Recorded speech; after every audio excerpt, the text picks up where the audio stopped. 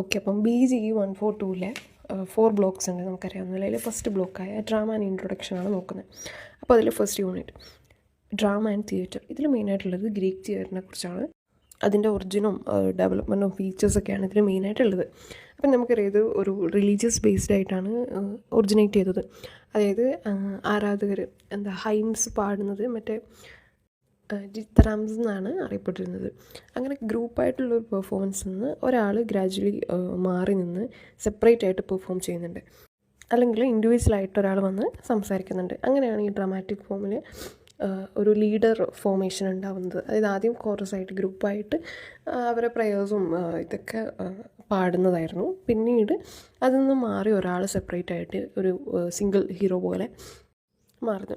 ഇങ്ങനെ ഇവർ മാറിയ ആദ്യത്തെ ആളെയാണ് ഫസ്റ്റ് ആക്ടർ എന്ന് പറയുന്നത്. തെസ്പിസ് എന്ന് പറയുന്നതാണ് ഫസ്റ്റ് ആക്ടർ എന്ന് പറയുന്ന ഇത്. പിന്നെയുള്ളത് ഇതിൻ്റെ പ്രത്യേകത അല്ലെങ്കിൽ തിയറിൻ്റെ സ്ട്രക്ചർ എങ്ങനെയാണെന്ന് ചോദിച്ചു കഴിഞ്ഞാൽ ഇതിന് 3 പാർട്ടുണ്ട്. അതായത് the orchestra, the skein, the theatre. പിന്നെ ആക്ടേഴ്സ് എലാബറേറ്റ് ആയിട്ടുള്ള മാസ്കുകൾ ധരിക്കും. കോർസിന് വലിയൊരു റോളാണ്. അതുപോലെ വയലൻസ്, അതായത് മരണം അല്ലെങ്കിൽ റൈവൽറി, വാർ ഇങ്ങനെയുള്ളതൊന്നും സ്റ്റേജിൽ കാണിക്കുന്നില്ല. അതൊക്കെ ഓഫ് സ്റ്റേജിലാണ് നടക്കുന്നത്. ഇത് സ്റ്റേജിനെ നറേറ്റ് ചെയ്യുകയാണ് ചെയ്യുന്നത്. അതായത് മെസ്സഞ്ചേഴ്സ് വഴി ഇങ്ങനെ നടന്നു എന്നുള്ള അറിയിപ്പാണ് ഇതിൽ കാണിക്കാറ്. പിന്നെ ഇത് ഉള്ളത് യൂണിറ്റി ഓഫ് ആക്ഷൻ നമുക്ക് കാണാം. അതായത് ഒരു സെൻട്രൽ പ്ലോട്ടിനെ ബേസ് ചെയ്തിട്ടുള്ള ഇൻസിഡൻസ്. അതിൽ ഗ്രീക്ക് തിയേറ്ററിൽ പല ടൈപ്പ് ഡ്രാമാസ് നമുക്ക് കാണാം. അതായത് ട്രാജഡി, കോമഡി, സെറ്റപ്പ് പ്ലേസ് എല്ലാം. പിന്നെ ഇതിൽ ഫേമസ് റൈറ്റേഴ്സിനെ പറയുകയാണെങ്കിൽ എസ്കിലസ്, അതായത് ഫാദർ ഓഫ് ഗ്രീക്ക് ട്രാജഡി, അദ്ദേഹമാണ് സെക്കൻഡ് ആക്ടർ എന്ന് പറയുന്ന കൺസെപ്റ്റ് കൊണ്ടുവന്നത്. അതായത് ഡ്രാമാറ്റിക് ഫോമിനെ കുറച്ചുകൂടി എലാബറേറ്റ് ചെയ്തത്. തെസ്പിസ് ഫസ്റ്റ് ആക്ടർ ആണെങ്കിൽ എസ്കിലസ് ആണ് സെക്കൻഡ് ആക്ടറിനെ ഇൻട്രൊഡ്യൂസ് ചെയ്തത്. നെക്സ്റ്റ് സോഫോക്ലിസ് തേർഡ് ആക്ടറിനെ. ഈഡിപ്പസ് എക്സ് എന്ന് പറയുന്ന ഫേമസ് ആയത് സോഫോക്ലസിൻ്റെ ആണ്. എന്നാൽ യൂറിപ്പിഡീസ് എന്ന് പറയുന്ന റൈറ്റർ സൈക്കോളജിക്കൽ റിയലിസത്തിനും ഓർഡിനറി ഹ്യൂമൻ ഇമോഷൻസിനെ പോർട്രേ ചെയ്യാനാണ് അദ്ദേഹം നോക്കിയത്. പിന്നുള്ളത് അരിസ്റ്റോഫെയിൻസ്. അദ്ദേഹം എക്സലായത് പൊളിറ്റിക്കലും സോഷ്യൽ കോമഡി തീംസിലാണ് അദ്ദേഹം എക്സലൻ്റ് ആയത്. പിന്നെ നമുക്ക് പഠിക്കാനുള്ളത് ഗ്രോത്ത് ഓഫ് ഡ്രാമ. അതായത് മിഡീവൽ പ്ലേസിനെ കുറിച്ച് മെയിനായിട്ട് നോക്കുക. ഇതൊക്കെ മെയിനായിട്ട് ഷോർട്ട് നോട്ടായിട്ട് വരുന്നതാണ്. അതായത് 200 വേർഡ്സിനൊക്കെ എഴുതാൻ വേണ്ടി വരുന്ന ടൈപ്പാണ് ഈ ക്വസ്റ്റ്യൻസൊക്കെ. അപ്പോൾ മിഡീവൽ പ്ലേസ് എന്ന് മെയിനായിട്ട് റിലീജിയസ് റിലേറ്റഡ് ആണ്. ഇത് 3 ടൈപ്പുണ്ട്. മിസ്റ്ററി പ്ലേയും, മിറാക്കിൾ പ്ലേയും, മൊറാലിറ്റി പ്ലേസും. മിസ്റ്ററി പ്ലേസ് എന്ന് പറഞ്ഞു കഴിഞ്ഞാൽ ബൈബിളിൽ നിന്നുള്ള സ്റ്റോറിയാണ്. അതായത് ക്രിസ്ത്യൻ ബിലീഫ്സ് പഠിപ്പിക്കാൻ വേണ്ടി എന്നുള്ള പേർപ്പസിൽ വായിക്കാൻ അറിയാത്തവർക്ക് വേണ്ടിയിട്ട് എനാക്ട് ചെയ്യുന്നതാണ് മിസ്റ്ററി പ്ലേസ്. മിറാക്കിൾ പ്ലേസ് എന്ന് പറഞ്ഞു കഴിഞ്ഞാൽ സെയിൻസിൻ്റെ, അതായത് വിശുദ്ധരുടെ ജീവിതം, അവരുടെ ലൈഫിലുണ്ടായ മിറാക്കിൾസ്, അവർ ചെയ്ത പ്രവർത്തനങ്ങൾ അതൊക്കെ പെർഫോം ചെയ്യുകയാണ്. അതായത് ഓഡിയൻസിനെ ഇൻസ്പയർ ചെയ്യാൻ വേണ്ടിയിട്ടാണ് മിറാക്കിൾ പ്ലേസ്. ഇനി മൊറാലിറ്റി പ്ലേസ് എന്ന് പറഞ്ഞു കഴിഞ്ഞാൽ അലഗോറിക്കൽ ഡ്രാമാസാണ്. അതായത് അതിൽ കഥാപാത്രങ്ങൾക്ക് അബ്സ്ട്രാക്റ്റ് ക്വാളിറ്റീസ് ഉണ്ടാവും. അതായത് good deeds, knowledge, pride, death, അങ്ങനെയുള്ള ക്വാളിറ്റീസ് ഉണ്ടാവും. അതിലൂടെ ടീച്ച് ചെയ്യുകയാണ്. അപ്പം ഇവരുടെ മെയിൻ ഇതൊക്കെ നടക്കുന്ന സ്റ്റേജസ് എന്ന് പറയുന്നത് പേജൻറ്റ്, വാഗൺ, മാൻഷൻ സ്റ്റേജസ് എന്നൊക്കെയാണ്. എൻ്റർടൈൻ ചെയ്യുന്നതിനോടൊപ്പം എഡ്യൂക്കേറ്റ് ചെയ്യുക എന്നതും കൂടിയാണ് ഇതിൻ്റെ ഉദ്ദേശം. സിമ്പിൾ ലാംഗ്വേജാണ്, അതുകൊണ്ട് സാധാരണക്കാർക്ക് വളരെ എളുപ്പത്തിൽ മനസ്സിലാവും. അതുപോലെ കൂടുതലായും സ്റ്റോറീസ് ക്രിസ്ത്യൻ ടീച്ചിങ്സും അല്ലെങ്കിൽ ബൈബിളിക്കൽ ഈവൻസും ആയി ബന്ധപ്പെട്ടതാണ്. പിന്നെ ഇതിൽ തന്നെ നോക്കാനുള്ളതാണ് ഇൻ്റർലൂഡ്സ് എന്ന് പറഞ്ഞു കഴിഞ്ഞാൽ play performed between other events. അതായത് എന്തെങ്കിലുമൊക്കെ ഒരു പ്രോഗ്രാം നടക്കുമ്പോഴോ അല്ലെങ്കിൽ ഒരു ഈവൻറ്റ് നടക്കുമ്പോഴോ അതിൻ്റെ ഇൻ്റർവൽ ടൈമിലോ അല്ലെങ്കിൽ അതിൻ്റെ ബ്രേക്കിലോ നടക്കുന്ന ചെറിയ പ്ലേനെയാണ് എന്ത് പറയുക, ഇൻ്റർലൂഡ് എന്ന് പറയുക. ജോൺ ഹേവുഡ് എന്ന് പറയുന്ന ആളാണ് ഇതിൽ ഫേമസ് ആയ ഇൻ്റർലൂഡ് ആർട്ടിസ്റ്റ്. അപ്പം ഇതിന് സിമ്പിൾ ലാംഗ്വേജാണ്. അതുപോലെ അതിൻ്റെ കുറച്ച് ടൈം ഉള്ളത് കൊണ്ട് അത് വളരെ പോപ്പുലറാണ് ആളുകളുടെ ഇടയിൽ. ചെറിയ ലാംഗ്വേജ് മീൻസ് സിമ്പിൾ ലാംഗ്വേജ് ആണെങ്കിലും അത് ഹ്യൂമറായിട്ട് കമ്പൈൻ ചെയ്ത് മോറൽ ലെസൺ പ്രൊവൈഡ് ചെയ്യുന്നുണ്ട്. റിയലിസ്റ്റിക് ആയിട്ടുള്ള ഹ്യൂമൻ ക്യാരക്ടേഴ്സിനെയാണ് അവർ യൂസ് ചെയ്യുന്നത്. പിന്നെ ഉള്ളത് ടൈപ്സ് ഓഫ് സ്റ്റേജസ്. അതായത് പല ടൈപ്പ് സ്റ്റേജസ് ഉണ്ട്. അതായത് ഹിസ്റ്റോറിക്കലായിട്ട് സോഷ്യൽ ചേഞ്ചസ് വരുന്നതിനോടൊപ്പം തന്നെ അതിന് ചേരുന്ന സ്റ്റേജസ് ഓരോ കാലത്തും വരുന്നുണ്ട്. അതായത് Greek theatre, apron theatre, restoration stage, proscenium stage, thrust stage, Greek amphitheatre, classical Sanskrit stage. ഇനി നമുക്ക് ആദ്യം നോക്കാം early ritual and primitive stage. ഇതിൽ മെയിനായിട്ട് സൊസൈറ്റിയിൽ റിച്വൽസും ഡാൻസസും ഒക്കെ പെർഫോം ചെയ്യുന്നത് ഓപ്പൺ സ്പേസിലാണ്. അതായത് കാണികളും അവതരിപ്പിക്കുന്നവരും തമ്മിൽ വലിയ സെപ്പറേറ്റ് സ്പേസ് ഒന്നുമില്ല. വലിയൊരു ഓപ്പൺ സ്പേസിൽ അത് ചിലപ്പോൾ എന്തെങ്കിലും ഗ്രൗണ്ടാകാം, അല്ലെങ്കിൽ ടെമ്പിളിൻ്റെ മുമ്പിലാകാം. അങ്ങനെ ഡാൻസും റിലീജിയസ് ആയിട്ടുള്ള റിലേറ്റഡ് ആയിട്ടുള്ള ഇവൻറ്റ്സ് ഓപ്പൺ സ്പേസിൽ പെർഫോം ചെയ്യുന്നതാണ് ഏർലി റിച്വൽ സ്റ്റേജസിൽ. പിന്നീടാണ് ഗ്രീക്ക് ആംപി തിയേറ്റർ വരുന്നത്. അതായത് 5th സെഞ്ച്വറിയിലൂടെ ഹിൽ സൈഡ്സിൽ ആണിത് മെയിനായിട്ട് പണി കഴിപ്പിക്കുക. അതായത് ഓപ്പൺ സ്പേസ് ആണ്, അതായത് open air semi circular amphitheatre. ഇതിന് 3 പാർട്ടുണ്ട്. നമ്മൾ നേരത്തെ പറഞ്ഞ പോലെ the orchestra, the skene, the theatre. ഇതിന് വളരെ നാച്ചുറൽ അക്കോസ്റ്റിക്സ് ഉണ്ട്. അതായത് ഓപ്പൺ സ്പേസ് ആയതുകൊണ്ടും നിരവധി ആളുകൾക്ക് ആക്ടേഴ്സിൻ്റെ സൗണ്ട് ഒരു പ്രശ്നവും കൂടാതെ കേൾക്കാൻ വേണ്ടിയിട്ട് ഇവിടെ കഴിയും. പിന്നെയുള്ളത് റോമൻ സ്റ്റേജാണ്. ഇത് ഫ്ലാറ്റ് ആയിട്ടുള്ള ഗ്രൗണ്ടിലാണ് നിർമ്മിക്കുന്നത്. ഇവർ ഒരു പെർമനൻറ്റ് സ്റ്റേജാണ് ഫീച്ചർ ചെയ്തത്. അതിനെ പുൽപ്പിത്തം എന്ന് പറയും. അതുപോലെ എലാബറേറ്റ് ആയിട്ടുള്ള ബാക്ക് ഡ്രോപ്പും ഉണ്ട് ഇവർക്ക്. അത് ഇവർ മെയിനായിട്ട് ഫോക്കസ് ചെയ്തത് സ്പെക്ടാക്കുലർ വിഷ്വൽ എഫക്ട്സിനെയും സീനറീനെയാണ്. പിന്നെ വരുന്നത് ക്ലാസിക്കൽ സാൻസ്ക്രിറ്റ് സ്റ്റേജ്. ഭരതൻ്റെ നാട്യശാസ്ത്രം ബേസ് ചെയ്തിട്ടാണ്. അപ്പം ഇത് സൈസ് വേരി ചെയ്യുന്നുണ്ട്. അത് സ്മോൾ, മീഡിയം, ലാർജ് സൈസിൽ വരുന്നുണ്ട്. കൂടുതലായും എൻക്ലോസ്ഡ് ആണ്. അതിൽ ഇൻക്ലൂഡ് ആവുന്നത് എന്തൊക്കെയാണെന്ന് വെച്ചാൽ performance area, back stage area, ആക്ടേഴ്സിനുള്ള back stage area, entrance and exit, musical accompaniment. പിന്നെ ഇതിൽ മെയിനായിട്ട് എല്ലാം ഒരുമിച്ച് കൊണ്ടുപോകും. അതായത് ഒന്നിൽ മാത്രം ഫോക്കസ് ചെയ്യല്ല. അതായത് സൗണ്ടിലോ സീനറിയിലോ മാത്രമല്ല, ആക്ടിങ്, ഡാൻസ്, മ്യൂസിക്, കോസ്റ്റ്യൂം, രാസ, അതായത് ഓഡിയൻസിന് എസ്തെറ്റിക് പ്ലഷർ ക്രിയേറ്റ് ചെയ്യാൻ ഫോക്കസ് ചെയ്യുന്നു. പിന്നെ വരുന്നതാണ് മിഡീവൽ സ്റ്റേജ്. നമ്മൾ നേരത്തെ പറഞ്ഞ മിഡീവൽ പ്ലേസ്, അതായത് മൊറാലിറ്റി പ്ലേസ്, മിസ്റ്ററി പ്ലേസ് ഒക്കെ വരുന്നത് ഇതിലാണ്. ഇത് മെയിനായിട്ട് കണക്ട് ചെയ്ത് ക്രിസ്ത്യാനിറ്റി ആയിട്ടാണ്. ഇത് മെയിനായിട്ട് നടക്കുന്നത് ചർച്ചിലോ അല്ലെങ്കിൽ പബ്ലിക് സ്ക്വയറിലോ മാർക്കറ്റ് പ്ലേസിലൊക്കെയാണ് നടക്കുന്നത്. പിന്നെയുള്ളത് എലിസബത്തൻ സ്റ്റേജ്. എലിസബത്തൻ സ്റ്റേജ് എന്ന് പറയുന്നത് ഇംഗ്ലണ്ടിൽ ഗ്ലോബൽ തിയേറ്റർ അസോസിയേറ്റ് ചെയ്ത് പോപ്പുലറായതാണ് എലിസബത്തൻ സ്റ്റേജ്. അതായത് ഓപ്പൺ എയർ തിയേറ്ററാണ്. സ്റ്റേജ് ഓഡിയൻസിന് നേരെ പ്രൊജക്റ്റഡ് ആയിട്ടാണ് ഉണ്ടാവുക. സ്റ്റേജിൻ്റെ 3 സൈഡിലായിട്ട് ഓഡിയൻസിന് ഇരിക്കാം. അതുപോലെ സീനറിക്ക് ഒട്ടും റോളില്ല. അതുപോലെ ലാംഗ്വേജിനും ഇമാജിനേഷനാണ് ഇവരുടെ ഡ്രമാറ്റിക് സെറ്റിംഗ്. കാരണം സീനറിക്ക് റോളില്ലാത്തതുകൊണ്ട് ഷേക്സ്പിയറൊക്കെ റിച്ച് ഡയലോഗും പോയട്രി ഇമേജറിയും യൂസ് ചെയ്യുന്നുണ്ട് ആളുകളെ ഇതിലേക്ക് അബ്സോർബ് ചെയ്യാൻ വേണ്ടി. പിന്നെ പ്രൊസീനിയം സ്റ്റേജ് എന്ന് പറയുന്നത് ഇത് 17th സെഞ്ച്വറി മുതലാണ് ഡൊമിനൻ്റ് ആയത്. ഇത് വളരെ ഒരു സ്പെഷ്യലാണ്. കാരണം എന്താണെന്ന് വെച്ചാൽ ഇതിൽ ഓഡിയൻസ് പ്ലേ കാണുന്നത് എങ്ങനെയാണെന്ന് വെച്ചാൽ ഒരു large architecture opening called proscenium arch. അതായത് ഒരു ആർച്ചിലൂടെയാണ് ആളുകൾ ഇത് കാണുന്നത്. അപ്പം നമുക്ക് പുറമേ നിന്ന് കാണുമ്പോൾ ഒരു ഫ്രെയിം ചെയ്ത പിക്ചർ പോലെ തോന്നും. ഇത് സെപ്പറേറ്റ് ചെയ്യുന്നത് കർട്ടനാണ്. അതുപോലെ സോഫിസ്റ്റിക്കേറ്റഡ് ആയിട്ടുള്ള സ്റ്റേജ് മെഷീൻസ് ഉണ്ട് സീൻ ചേഞ്ച് ചെയ്യാൻ. അതുപോലെ ഹിഡൻ ആയിട്ടുള്ള back stage area, create illusion of reality. അതുപോലെ ഓഡിയൻസും ആക്ടേഴ്സും തമ്മിലുള്ള ഫിസിക്കൽ ഡിസ്റ്റൻസ് കൂടും. ഇതൊക്കെയാണ് ഇതിൻ്റെ പ്രത്യേകത. പിന്നെ ഉള്ളതാണ് ഏപ്രൺ സ്റ്റേജ് അല്ലെങ്കിൽ ത്രസ്റ്റ് സ്റ്റേജ് എന്ന് പറയുന്നത്. 3 sides of spectator area. Elizabethan പീരീഡിലാണ് ഇതും പോപ്പുലറായത്. ഈ സ്റ്റേജിൻ്റെ പ്രത്യേകത എന്താണെന്ന് വെച്ചാൽ മെയിൻ സ്റ്റേജിൽ നിന്ന് ഓഡിയൻസിന് നേരെ ഒരു സ്റ്റേജ് എക്സ്റ്റെൻഡ് ചെയ്യും. ഗ്ലോബൽ തിയേറ്ററാണ് ഇതും ഫേമസ് ആയത്. കാരണം ഇതിന് ഫ്രണ്ട് കർട്ടണോ അല്ലെങ്കിൽ അങ്ങനെ കർട്ടൺ സെപ്പറേഷൻ ഒന്നുമില്ല. സിമ്പിൾ സീനറിയാണ്. Actors rely more on dialogue, movement, costumes, imagination. അതുപോലെ ഓഡിയൻസുമായിട്ടുള്ള close proximity encourages direct interaction and involvement. പിന്നെ അതിൻ്റെ അഡ്വാൻറ്റേജ് എന്താണെന്ന് വെച്ചാൽ ആക്ടേഴ്സും ഓഡിയൻസും തമ്മിലൊരു ക്ലോസ് റിലേഷൻഷിപ്പ് ഉണ്ടാവും. അതുപോലെ ഡയലോഗ്സിനെ ഡിപ്പെൻഡ് ചെയ്തിട്ടുള്ള പ്ലേയേഴ്സിന് ഇങ്ങനെയുള്ള സ്റ്റേജ് നല്ലതാണ്. അതുപോലെ natural act improves communication between actors and viewers. അതുപോലെ നാച്ചുറൽ എക്സ്പ്രഷൻസിന്, ഫേഷ്യൽ എക്സ്പ്രഷൻസിനൊക്കെ ഇതിന് വളരെ നല്ല റോളാണ്. കാരണം ഓഡിയൻസിന് നല്ല ക്ലിയർ വ്യൂ കിട്ടുന്നതാണ്. പിന്നെ ലിമിറ്റേഷൻ എന്താണെന്ന് വെച്ചാൽ ലാർജ് സീനറി ഒക്കെ ആകുമ്പോൾ ഓഡിയൻസിൻ്റെ വ്യൂ ബ്ലോക്ക് ചെയ്യും. അതുപോലെ ലൈറ്റിങ്ങും സ്റ്റേജ് മാനേജ്മെൻറ്റൊക്കെ വളരെ ബുദ്ധിമുട്ടായിരിക്കും. ഡയറക്ടേഴ്സ് ഓരോ ആക്ടേഴ്സിൻ്റെ മൂവ്മെൻറ്റും കെയർഫുള്ളായിട്ട് പ്ലാൻ ചെയ്യേണ്ടി വരും. പിന്നെ ഇമ്പോർട്ടൻസ് എന്താണെന്ന് വെച്ചാൽ ഇങ്ങനെയുള്ള സ്റ്റേജസ് മൂലം വില്യം ഷേക്സ്പിയർ റിച്ച് ലാംഗ്വേജാണ് യൂസ് ചെയ്തത്. ആ ഒരു സെറ്റിങ്ങും അറ്റ്മോസ്ഫിയറും ക്രിയേറ്റ് ചെയ്യാൻ വേണ്ടി റിച്ച് ലാംഗ്വേജും പോയറ്റിക് വിവിഡ് ഇമേജറിയും യൂസ് ചെയ്തു. കാരണം സീനറി യൂസ് ചെയ്യുന്നില്ല. അപ്പോൾ ആളുകൾക്ക് ആ ഒരു തീം അല്ലെങ്കിൽ അറ്റ്മോസ്ഫിയർ കിട്ടാൻ വേണ്ടി അദ്ദേഹം റിച്ച് ലാംഗ്വേജാണ് യൂസ് ചെയ്തത്. പിന്നുള്ളതാണ് റീസ്റ്റോറേഷൻ സ്റ്റേജ്. ഇത് പ്രൊസീനിയം ആർച്ച് സ്റ്റേജ് പോലെ തന്നെയാണ്. പെയിൻറ്റഡ് സീനറി മൂവ് ചെയ്യാൻ പറ്റുന്നതാണ്. സ്റ്റേജ് മെഷീനറി ഉണ്ട്. അതുപോലെ ഇതിലാണ് ആദ്യമായിട്ട് women were allowed to play women roles. അതുവരെ ബോയ്സ് ആണ് വിമൻ്റെ ഫീമെയിൽ റോൾസ് ചെയ്തിരുന്നത്. കോമഡി ഓഫ് മാനേഴ്സാണ് ഇക്കാലത്തിൽ ഫേമസ് ആയിരുന്നത്.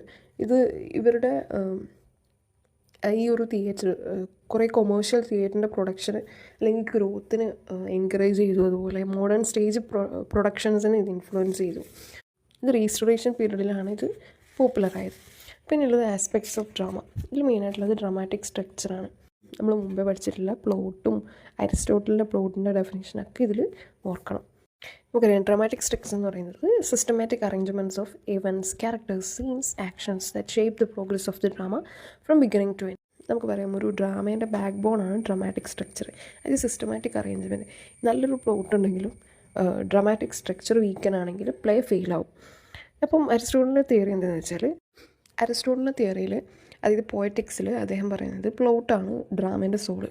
അതുപോലെ ക്യാരക്ടറിനേക്കാളും മോർ ഇമ്പോർട്ടൻ്റ് ആണ് പ്ലോട്ട് എന്ന് പറയുന്നത്. ഇത് സ്റ്റോറിക്കൊരു പ്ലേക്കൊരു യൂണിറ്റിയും പേർപ്പസും കൊടുക്കുന്നുണ്ട്.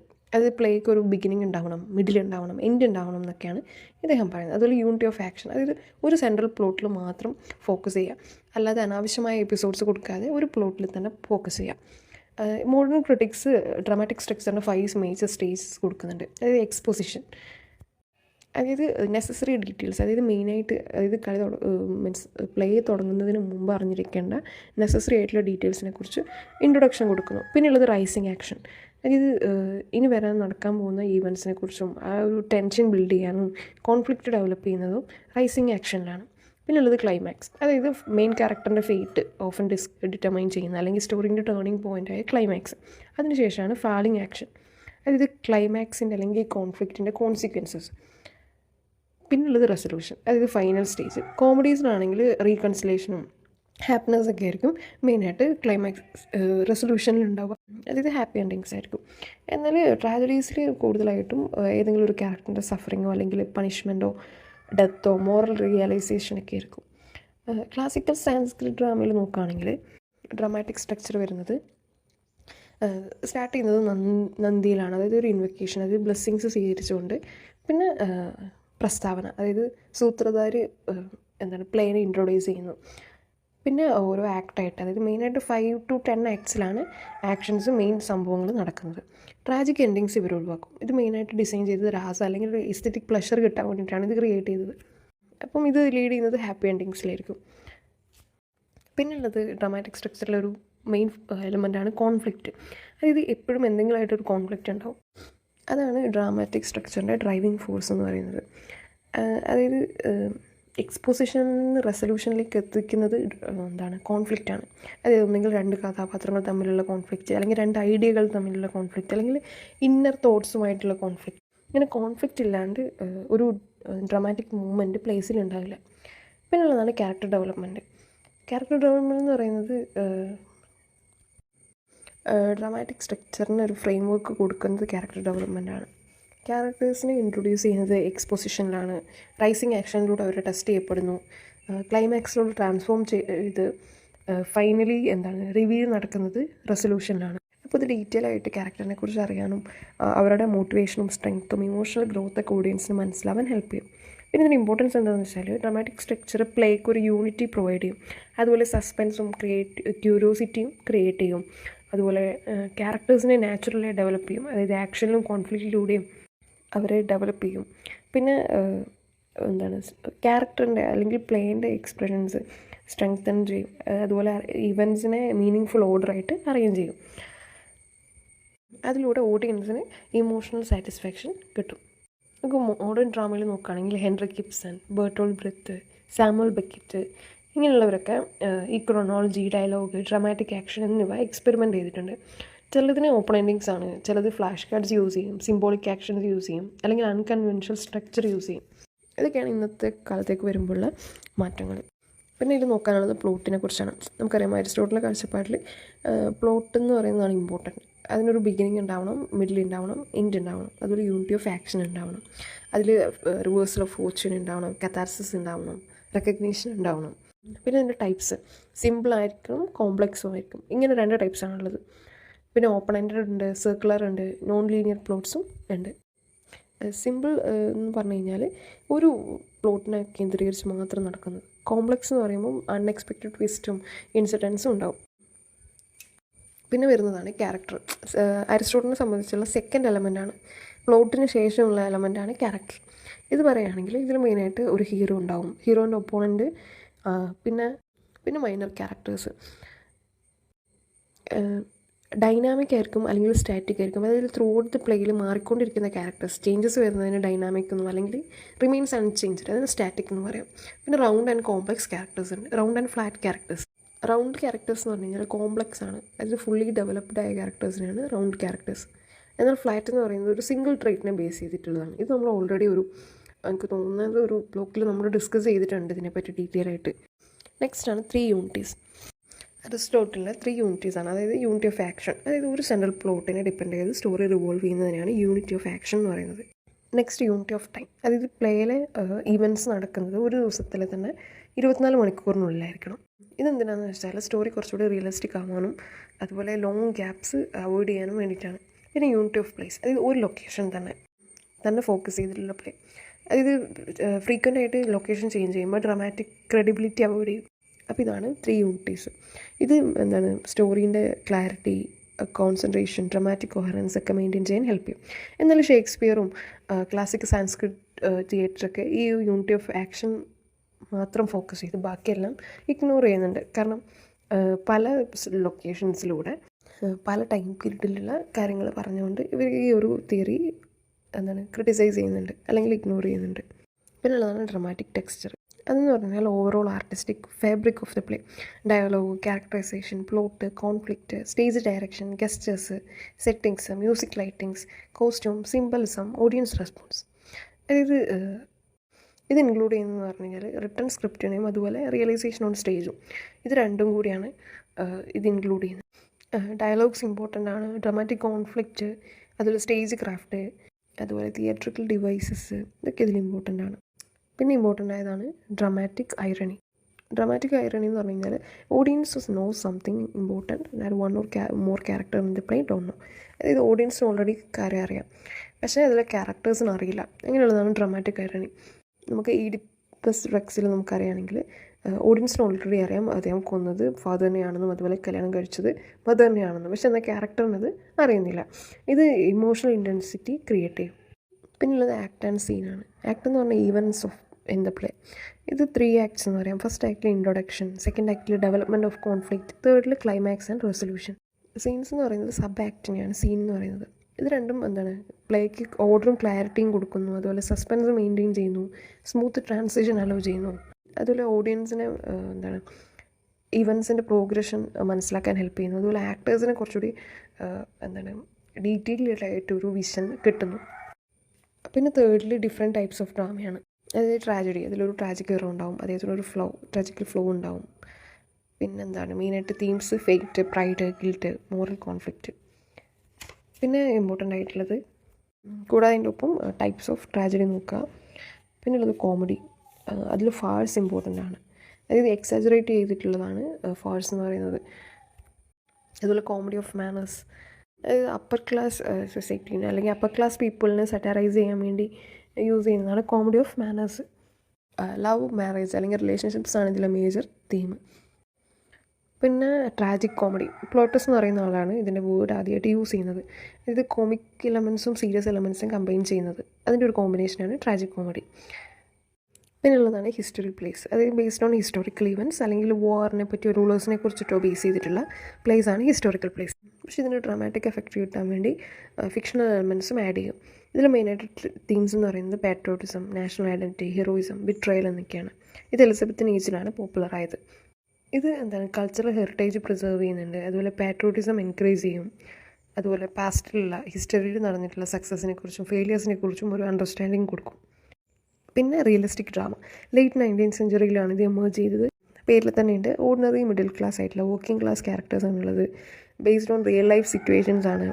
Characters psychologically complex and believable ആണ്, സെറ്റിങ്സ് റിയലിസ്റ്റിക് ആണ്, സോഷ്യൽ ഇൻസ്റ്റിറ്റ്യൂഷൻസിനെ ക്രിട്ടിസൈസ് ചെയ്യും, അതുപോലെ കാണുന്നവരെ നിലവിലുള്ള കണ്ടംപററി ഇഷ്യൂസിനെ കുറിച്ച് ക്വസ്റ്റ്യൻ ചെയ്യാൻ എൻകറേജ് ചെയ്യും. അതിന് എക്സാമ്പിളാണ് ഹെൻറി കിബ്സൻ്റെ ഗോസ്റ്റ്, അതിൽ ആർതർ മില്ലറിൻ്റെ all my sons, half way house എന്നുള്ളത്. പിന്നെ പോയറ്റിക് ഡ്രാമ, ഇത് മെയിനായിട്ട് ഡ്രാമ വേഴ്സിലാണ്, അതായത് പോയറ്റിക് ഫോമിലാണ് ഡ്രാമ അവതരിപ്പിക്കുന്നത്. T.S. എലിയോട്ട് ഇതിലൊരു ഇമ്പോർട്ടൻ്റ് ആളാണ്. സീരിയസ് തീംസാണ് യൂസ് ചെയ്യുക, അതുപോലെ മെറ്റഫറിൻ്റെയും സിമിലിൻ്റെയും സിമ്പിൾസിൻ്റെയും ഇമേജറിൻ്റെയൊക്കെ എക്സ്റ്റെൻസീവ് യൂസ് നമുക്കിതിൽ കാണാം. പിന്നെ എപ്പിക് തിയേറ്റർ, അതിൽ മെയിനായിട്ടുള്ളത് നമ്മൾ മുമ്പും ഡിസ്കസ് ചെയ്തതാണ്. ഇത് ഉണ്ടാക്കിയത് ബെർട്ടോൾഡ് ബ്രെത്ത് എന്ന് പറഞ്ഞ ആളാണ്. ജർമ്മൻ പ്ലേ റൈറ്റായ ബെർട്ടോൾഡ് ബ്രെത്താണ്. ഇതൊക്കെയാണ് ഇത് ഇൻട്രൊഡ്യൂസ് ചെയ്തത്. ആളുകൾ ഇമോഷണലി അബ്സോർബൻ്റ് ആവാതിരിക്കാൻ വേണ്ടിയിട്ടാണ്. അതായത് എഡ്യൂക്കേറ്റ് ചെയ്യാനും അതുപോലെ ക്വസ്റ്റ്യൻ ചെയ്യാൻ എൻകറേജ് ചെയ്യുന്നതാണ് എപ്പിക് തിയേറ്റർ. ഇതിന് പ്രത്യേകം നമുക്കറിയാം alienation effect, episodic characters, narration and direct address, അതുപോലെ songs, music, placards, projections, usage ഒക്കെയാണ്. പിന്നെ ഉള്ളത് തിയേറ്റർ ഓഫ് അബ്സേർഡ്. നമ്മളിത് മുമ്പും പഠിച്ചിട്ടുണ്ട്. വെയിറ്റിംഗ് ഫോർ ഗോഡോട്ട് എന്ന് പറഞ്ഞ പ്ലേയിൽ അല്ലെങ്കിൽ യൂജീൻ യുനെസ്കോൻ്റെ റൈനോസേഴ്സിലൊക്കെ നമുക്ക് ഈ ഒരു തിയേറ്റർ ഓഫ് അബ്സേർഡ്, അതായത് ഇത് പോപ്പുലറൈസ്ഡ് ആയത് മാർട്ടിൻ എസ്ലിൻ എന്ന് പറയുന്ന ആളുടെ തിയേറ്റർ ഓഫ് അബ്സേർഡ് എന്ന് പറയുന്ന ബുക്കിലൂടെയാണ് ഈ ഒരു ടേം പോപ്പുലറൈസ്ഡ് ആയത്. ഇത് പറഞ്ഞു കഴിഞ്ഞാൽ വേൾഡ് വാറിന് ശേഷം ആളുകളുടെ ഫെയ്ത്ത് ഒക്കെ നഷ്ടമായി. അപ്പം ഈ ഒരു മൂവ്മെൻറ്റ് ഇൻഫ്ലുവൻസ്ഡ് ആയത് ആൽബർട്ട് ക്യാമസിൻ്റെ മിത്ത് ഓഫ് സിസിപ്പസ് എന്ന് പറയുന്ന ഇതിൽ ഇൻഫ്ലുവൻസ്ഡ് ആയിട്ടാണ് ഈ തിയേറ്റർ ഓഫ് അബ്സേർഡ് മൂവ്മെൻറ്റ് വരുന്നത്. അദ്ദേഹത്തിൻ്റെ ആർഗ്യുമെൻ്റ് എന്താണെന്ന് വെച്ചാൽ ഹ്യൂമൻ ബീങ്സ്, അതായത് മനുഷ്യരെ എപ്പോഴും ഒരു യൂണിവേഴ്സിലൊരു മീനിങ്ങിന് വേണ്ടി സെർച്ച് ചെയ്യും. പക്ഷേ ഒരു ക്ലിയർ ആൻസേഴ്സും യൂണിവേഴ്സ് പ്രൊവൈഡ് ചെയ്യുന്നില്ല. അതായത് ലൈഫിനെ ഒരു മീനിങ്ലെസ് ആയിട്ടാണ് ഇവർ കാണുന്നത്. അതായത് കൺവെൻഷണൽ പ്ലോട്ട് ഉണ്ടാവില്ല, മീനിങ്ലെസ് ആയ ഡയലോഗായിരിക്കും, റിപ്പീറ്റേറ്റീവ് ആയ ഡയലോഗ്സ് ആയിരിക്കും, ക്യാരക്ടേഴ്സിന് ഐസൊലേഷൻ, ലോൺലിനെസ് ഒക്കെ ഫീൽ ചെയ്യുന്നത് നമുക്ക് കാണാം. അതുപോലെ ടൈമും പ്ലേസും, സ്റ്റോറി നടക്കുന്ന ടൈമും പ്ലേസും ഇൻഡെഫിനിറ്റ് ആയിരിക്കും. അതായത് യൂണിവേഴ്സൽ ക്വാളിറ്റി കൊടുക്കുകയാണ്. അതായത് പ്രത്യേകിച്ച് ഇന്നൊരു പീരീഡ് എന്ന് കാണിച്ച് ആ പീരീഡിനെ ഫോക്കസ് ചെയ്യാതെ യൂണിവേഴ്സലായിട്ട്, അതായത് നിലവിൽ നടക്കുന്നത് അല്ലെങ്കിൽ യൂണിവേഴ്സലി റെലവൻ്റ് ആയിട്ട് കാണിക്കുന്നതാണ് ടൈമും പ്ലേസും. അതുപോലെ എക്സ്റ്റെൻസീവ് യൂസ് ഓഫ് സിംബലിസം, തിങ്സും ഒബ്ജക്ട്സും അല്ലെങ്കിൽ ആളുകൾ അല്ലെങ്കിൽ സെറ്റിങ്സിനൊക്കെ ഡീപ്പ് ഫിലോസഫിക്കൽ ഐഡിയാസ് കൊടുക്കുന്നുണ്ട്. Combine comedy and tragedy, tragic comedy നമുക്കിതിൽ കാണാം. നമുക്ക് ഓർക്കുകയാണെങ്കിൽ വെയിറ്റിംഗ് ഫോർ ഗോഡോട്ടിലുണ്ട് സൂയിസൈഡ് ചെയ്യുന്നതിനെ പറ്റി അവർ കോമഡി ബ്ലെൻഡ് ചെയ്ത് പറയുന്നത്. പിന്നെ തിയേറ്റർ ഓഫ് അബ്സേർഡ് എന്താണ്, മോഡേൺ ലൈഫിലെ കൺഫ്യൂഷൻ അല്ലെങ്കിൽ ഇൻസെക്യൂരിറ്റീനെയാണ് ക്യാപ്ചർ ചെയ്തിട്ടുള്ളത്. പിന്നെയുള്ളതാണ് ക്ലാസിക്കൽ സാൻസ്ക്രിറ്റ് ഡ്രാമ. നമുക്കറിയാം classical Sanskrit drama of Bharatiya നാട്യശാസ്ത്രത്തിലൂടെയാണ് form ചെയ്തത്. അതായത് ഫിഫ്ത്ത് വേദ, അതായത് ഗോഡ് ക്രിയേറ്റ് ചെയ്തത് ആളുകളെ എന്ത് ക്ലാസ് ആണെങ്കിലും എന്ത് സോഷ്യൽ സ്റ്റാറ്റസ് ഉള്ളവരാണെങ്കിലും ഈക്വലായിട്ട് എൻ്റർടൈൻ ചെയ്യാനും എഡ്യൂക്കേറ്റ് ചെയ്യാനും വേണ്ടി ഫോം ചെയ്തതാണ് ഡ്രാമ എന്ന് പറയുന്നത് ഫിഫ്ത്ത് വേദയിലൂടെ. ഇത് മെയിനായിട്ട് ഉള്ള കൺസെപ്റ്റ് എന്താണെന്ന് വെച്ചാൽ രാസ തിയറി, അതായത് എസ്തെറ്റിക് എൻജോയ്മെൻറ്റ് അല്ലെങ്കിൽ എസ്തെറ്റിക് പ്ലഷർ ഓഡിയൻസിന് കൊടുക്കുക എന്നുള്ളതാണ്. 8 ഭാവങ്ങളുണ്ട്, അതായത് റൊമാൻസ്, കോമിക്, ആംഗ്രി, അതുപോലെ ഫിയർ, അതുപോലെ ശാന്ത്, ഇങ്ങനെ 9 ഭാവാസ് ഉണ്ട്. ഇതിൻ്റെ സ്ട്രക്ചർ എങ്ങനെയാണെന്ന് വെച്ച് കഴിഞ്ഞാൽ 5 to 10 ആക്റ്റാണ്. ഇത് ഓൾറെഡി പ്ലോട്ട്സ് ഡിറൈവ് ചെയ്തേക്കുന്നത് എപ്പിക്സിൽ നിന്നോ, അതായത് രാമായണ മഹാഭാരതത്തിൽ നിന്നൊക്കെ എടുത്തിട്ടുള്ളതോ അല്ലെങ്കിൽ വെൽ നോൺ മിത്സ്, ഇത് വെറുതെ പറഞ്ഞു നടക്കുന്ന മിത്സ് അല്ലാതെയുള്ള സ്റ്റോറീസിൽ നിന്നാണ് ഇത് ഇവോൾവ് ആയിട്ടുള്ളത്. ഇത് മെയിനായിട്ട് കൺസിഡർ ചെയ്യുന്നത് ഫ്ലെക്സിബിലിറ്റിയാണ്. അത് യൂണിറ്റീസ് ഓഫ് ടൈം ഒന്നും ഇതിൽ നോക്കുന്നില്ല. അതുപോലെ events such as murders, deaths ഇതൊക്കെ ഓഫ് സ്റ്റേജ് ആയിട്ട് നടക്കുകയാണ് ചെയ്യുന്നത്. ഇത് നറേറ്റ് ചെയ്യുകയാണ് ചെയ്യുന്നത്. അതുപോലെ റിയലിസ്റ്റിക് റെപ്രസെൻറ്റേഷനേക്കാളും ഈ സിംബലിസവും സജഷനും ഇമാജിനേഷനൊക്കെയാണ് യൂസ് ചെയ്യുന്നത്. ഇനി ക്യാരക്ടേഴ്സ് ആണെങ്കിൽ ക്യാരക്ടേഴ്സ് എന്ന് പറയുന്നത് മോർ ഐഡിയൽ ആയിട്ടുള്ള ക്യാരക്ടേഴ്സാണ്. ഹീറോ എന്ന് പറയുന്നത് കറേജസ്, ബ്യൂട്ടി, ജനറസ് ആണ്, കറേജസ് ആണ്, വിസ്ഡം ഉള്ള ആളായിരിക്കും. അതുപോലെ ഹീറോയിൻ ബ്യൂട്ടി എംബഡി ചെയ്യുന്ന അല്ലെങ്കിൽ ഡിവോഷൻ, ഇമോഷണൽ റിഫൈൻമെൻ്റ് ഉള്ള. പിന്നെ വിദൂഷക, ഹ്യൂമറൊക്കെ പ്രൊമോട്ട് ചെയ്യുന്നത് വിദൂഷക ആണ്. അതിൽ മെയിൻ തീംസ് എന്ന് പറയുന്നത് love, dharma, religion, spirituality, nature എന്നൊക്കെയുള്ളതാണ്. മേജർ റൈറ്റേഴ്സ് എന്ന് പറയുകയാണെങ്കിൽ ഭാസ ഏർലിയസ്റ്റ് സാൻസ്ക്രിറ്റ് ഡ്രാമാറ്റിസ്റ്റാണ്. പിന്നെ കാളിദാസ ഗ്രേറ്റസ്റ്റ് ഡ്രാമാറ്റിസ്റ്റ്. നമുക്കറിയാം അഭിജ്ഞാന ശാകുന്തളമൊക്കെ റൈറ്റ് ചെയ്തത് കാളിദാസയാണ്. പിന്നെ ശൂദ്രക, അമൃതചതിക, അതായത് മറ്റുള്ള പ്ലേസിൽ നിന്ന് ഡിഫറെൻ്റ് ആയിട്ട് ഓർഡിനറി പീപ്പിളിൻ്റെ ലൈഫ് പോർട്രേ ചെയ്തതാണ് ശൂദ്രക. പിന്നെ ഇതിൻ്റെ സ്ട്രെങ്ത് എന്താണെന്ന് വെച്ചാൽ ലിറ്ററേച്ചറിനെ ഇൻ്റഗ്രേറ്റ് ചെയ്യാണ്, എന്തായിട്ട് ആർട്ടും മ്യൂസിക്കും ഫിലോസഫിയൊക്കെ ആയിട്ട് ഇൻ്റഗ്രേറ്റ് ചെയ്തൊരു ഡ്രാമാറ്റിക് ഫോമായിട്ട് മാറ്റുകയാണ്. പിന്നെ തിയറി ഓഫ് രാസ എസ്തെറ്റിക് പ്ലഷറിന് ഫോക്കസ് ചെയ്യുന്നു. അതുപോലെ poetic language, symbolism, imagery, emotional expression, അതുപോലെ യൂണിവേഴ്സൽ ഹ്യൂമൻ വാല്യൂസ് പ്രസൻറ്റ് ചെയ്യുന്നു. എന്താ പറയുക, എൻഡിങ്സൊക്കെ ഹാപ്പി എൻഡിങ്സാണ്. അതായത് ആളുകളുടെ ഹാർമണി എംഫസൈസ് ചെയ്യുകയാണ് ഡെസ്പെയറിനേക്കാളും. ഇതിൻ്റെ മേജർ ക്യാരക്ടറിസ്റ്റിക്സ് എന്തൊക്കെയാണെന്ന് വെച്ചാൽ ഐഡിയലിസ്റ്റിക് ഔട്ട്ലുക്കാണ്. അതായത് എന്തൊക്കെ സംഭവിച്ചു കഴിഞ്ഞാൽ ലാസ്റ്റ് റൈറ്റസ്നെസ് അല്ലെങ്കിൽ ട്രൂത്ത് ജയിക്കും എന്നുള്ളൊരു ഔട്ട്ലുക്കാണ് ഇതിനുള്ളത്. അതുപോലെ ഡിഫറെൻറ്റ് ആർട്ട് ഫോംസിൻ്റെ ഫ്യൂഷൻ നമുക്കിതിൽ കാണാം. അതായത് മ്യൂസിക്, ഡാൻസ്, ആക്ടിങ്, ഗസ്റ്റേഴ്സ്. ഇത് ഡ്രമാറ്റിക് കൺവെൻഷൻ ഒരു വെൽ സ്ട്രക്ചേർഡ് ആണ്. അതായത് ബിഗിൻസ് വിത്ത് നന്ദി ആൻഡ് ഫോളോഡ് ബൈ പ്രൊലോഗ്. അതുപോലെ സൂത്രധാർ ഇൻട്രൊഡ്യൂസ് ചെയ്യുന്നു, ഓഡിയൻസുമായിട്ട് ഒരു കണക്ഷൻ ബിൽഡ് ചെയ്യുന്നു സൂത്രധാർ. അങ്ങനെ ഒരു സ്മൂത്ത് ട്രാൻസിഷൻ, അതായത് ഡ്രമാറ്റിക് വേൾഡും റിയൽ വേൾഡും തമ്മിലൊരു ട്രാൻസിഷൻ ബിൽഡ് ചെയ്യാൻ ഇത് ഹെൽപ്പ് ചെയ്യുന്നു. പിന്നെ ലാംഗ്വേജ് എന്താണെന്ന് വെച്ചാൽ നോബൽ ക്യാരക്ടേഴ്സ് സ്പീക്ക് ചെയ്യുന്നത് സാൻസ്ക്രിറ്റ് ലാംഗ്വേജ് ആണ്. എന്നാൽ ഓർഡിനറി പീപ്പിൾ അല്ലെങ്കിൽ വുമൻ കോമൺ പീപ്പിളൊക്കെ പ്രാകൃത ഡയലക്ട്സ് ആണ് യൂസ് ചെയ്യുന്നത്. ഇതിൻ്റെ ലിമിറ്റേഷൻസ് എന്തൊക്കെയാണെന്ന് വെച്ചാൽ ഇങ്ങനെയൊക്കെ ക്വാളിറ്റീസ് ഉണ്ടെങ്കിലും കുറേ ലിമിറ്റേഷൻസ് ഉണ്ട്. സ്ട്രോങ് ഐഡിയലിസം റെഡ്യൂസസ് റിയലിസം, അതായത് ഹീറോസിനെ വളരെ ക്വാളിറ്റീസുള്ള ആളുകളായിട്ട് കാണിക്കുന്നുണ്ടെങ്കിലും അത് കുറച്ച് ഹ്യൂമൻ ബീയിങ്സിനേക്കാളും, അതായത് നോർമലായിട്ടുള്ളൊരു മനുഷ്യനേക്കാളും കൂടുതലായിട്ട് എക്സാജറേറ്റഡ് ആയിട്ട് ക്വാളിറ്റീസ് കാണുന്നത് ഇതിൻ്റെ റിയലിസത്തെ ബാധിക്കും. പിന്നെ ട്രാജിക് എൻഡിങ്സ് അവോയ്ഡ് ചെയ്യുന്നത്, അതുപോലെ high languages, poetic languages use ചെയ്യുന്നത്, അതായത് മോഡേൺ റീഡേഴ്സിനും അല്ലെങ്കിൽ ഓഡിയൻസിനൊക്കെ മനസ്സിലാക്കാൻ ബുദ്ധിമുട്ടാണ്. അത് മെയിനായിട്ട് നോബിളായിട്ടുള്ള ആളുകളുടെ ലൈഫിനെ ഫോക്കസ് ചെയ്യുന്നതുകൊണ്ട് ഓർഡിനറി പീപ്പിളിൻ്റെ ലൈഫിന് അറ്റൻഷൻ കിട്ടുന്നില്ല. പിന്നെ ഇതിൻ്റെ ഇൻഫ്ലുവൻസ് എന്തൊക്കെയാണെന്ന് വെച്ചാൽ ഈ dramatic principles regional Indian theatre ട്രഡീഷൻസിനെ ഇൻഫ്ലുവൻസ് ചെയ്തു. അതായത് കഥകളി, യക്ഷഗാന, കുച്ചിപ്പുടി, കൂടിയാട്ടം എന്നുള്ളതിലൊക്കെ നമുക്കിതിൻ്റെ ഇൻഫ്ലുവൻസ് കാണാം. അതുപോലെ മെനി ഡ്രമാറ്റിസ്റ്റ്, അതായത് ടാഗോർ, മോഹൻ രാഗേഷ്, വിജയ് ടെണ്ടുൽക്കർ എന്നുള്ള പ്ലേ റൈറ്റേഴ്സ് ഇതിൽ നിന്ന് ഇൻസ്പിറേഷൻ കൊണ്ട് അവരുടെ റൈറ്റിങ്സ് നമുക്ക് കാണാം. അതുപോലെ കാളിദാസൻ്റെ അഭിജ്ഞാന ശാകുന്തളം യൂറോപ്യൻ ലാംഗ്വേജസിലേക്ക് ട്രാൻസ്ലേറ്റ് ചെയ്ത് വൈഡ് സ്പ്രെഡ് ഇൻഫ്ലുവൻസ്, അഡ്മിറേഷൻ അതിൻ്റെ പോയറ്റിക് ബ്യൂട്ടിക്ക് കിട്ടിയിട്ടുണ്ട്.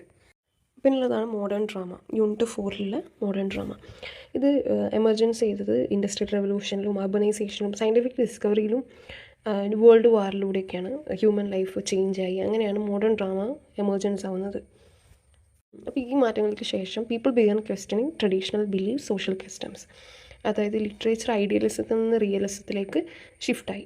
ഇതിൻ്റെ മെയിൻ ക്യാരക്ടേഴ്സ് എന്തൊക്കെയാണെന്ന് പറഞ്ഞാൽ ക്യാരക്ടറിസ്റ്റിക്സ് എന്തൊക്കെയാണെന്ന് പറഞ്ഞാൽ റിയലിസ്റ്റിക് റെപ്രസെൻറ്റേഷൻ ഓഫ് ലൈഫ്, അതിൽ focus on ordinary individuals, psychological exploration, social criticism, breaking traditional conventions, theme of alienation and isolation, questioning traditional values, use of symbolism.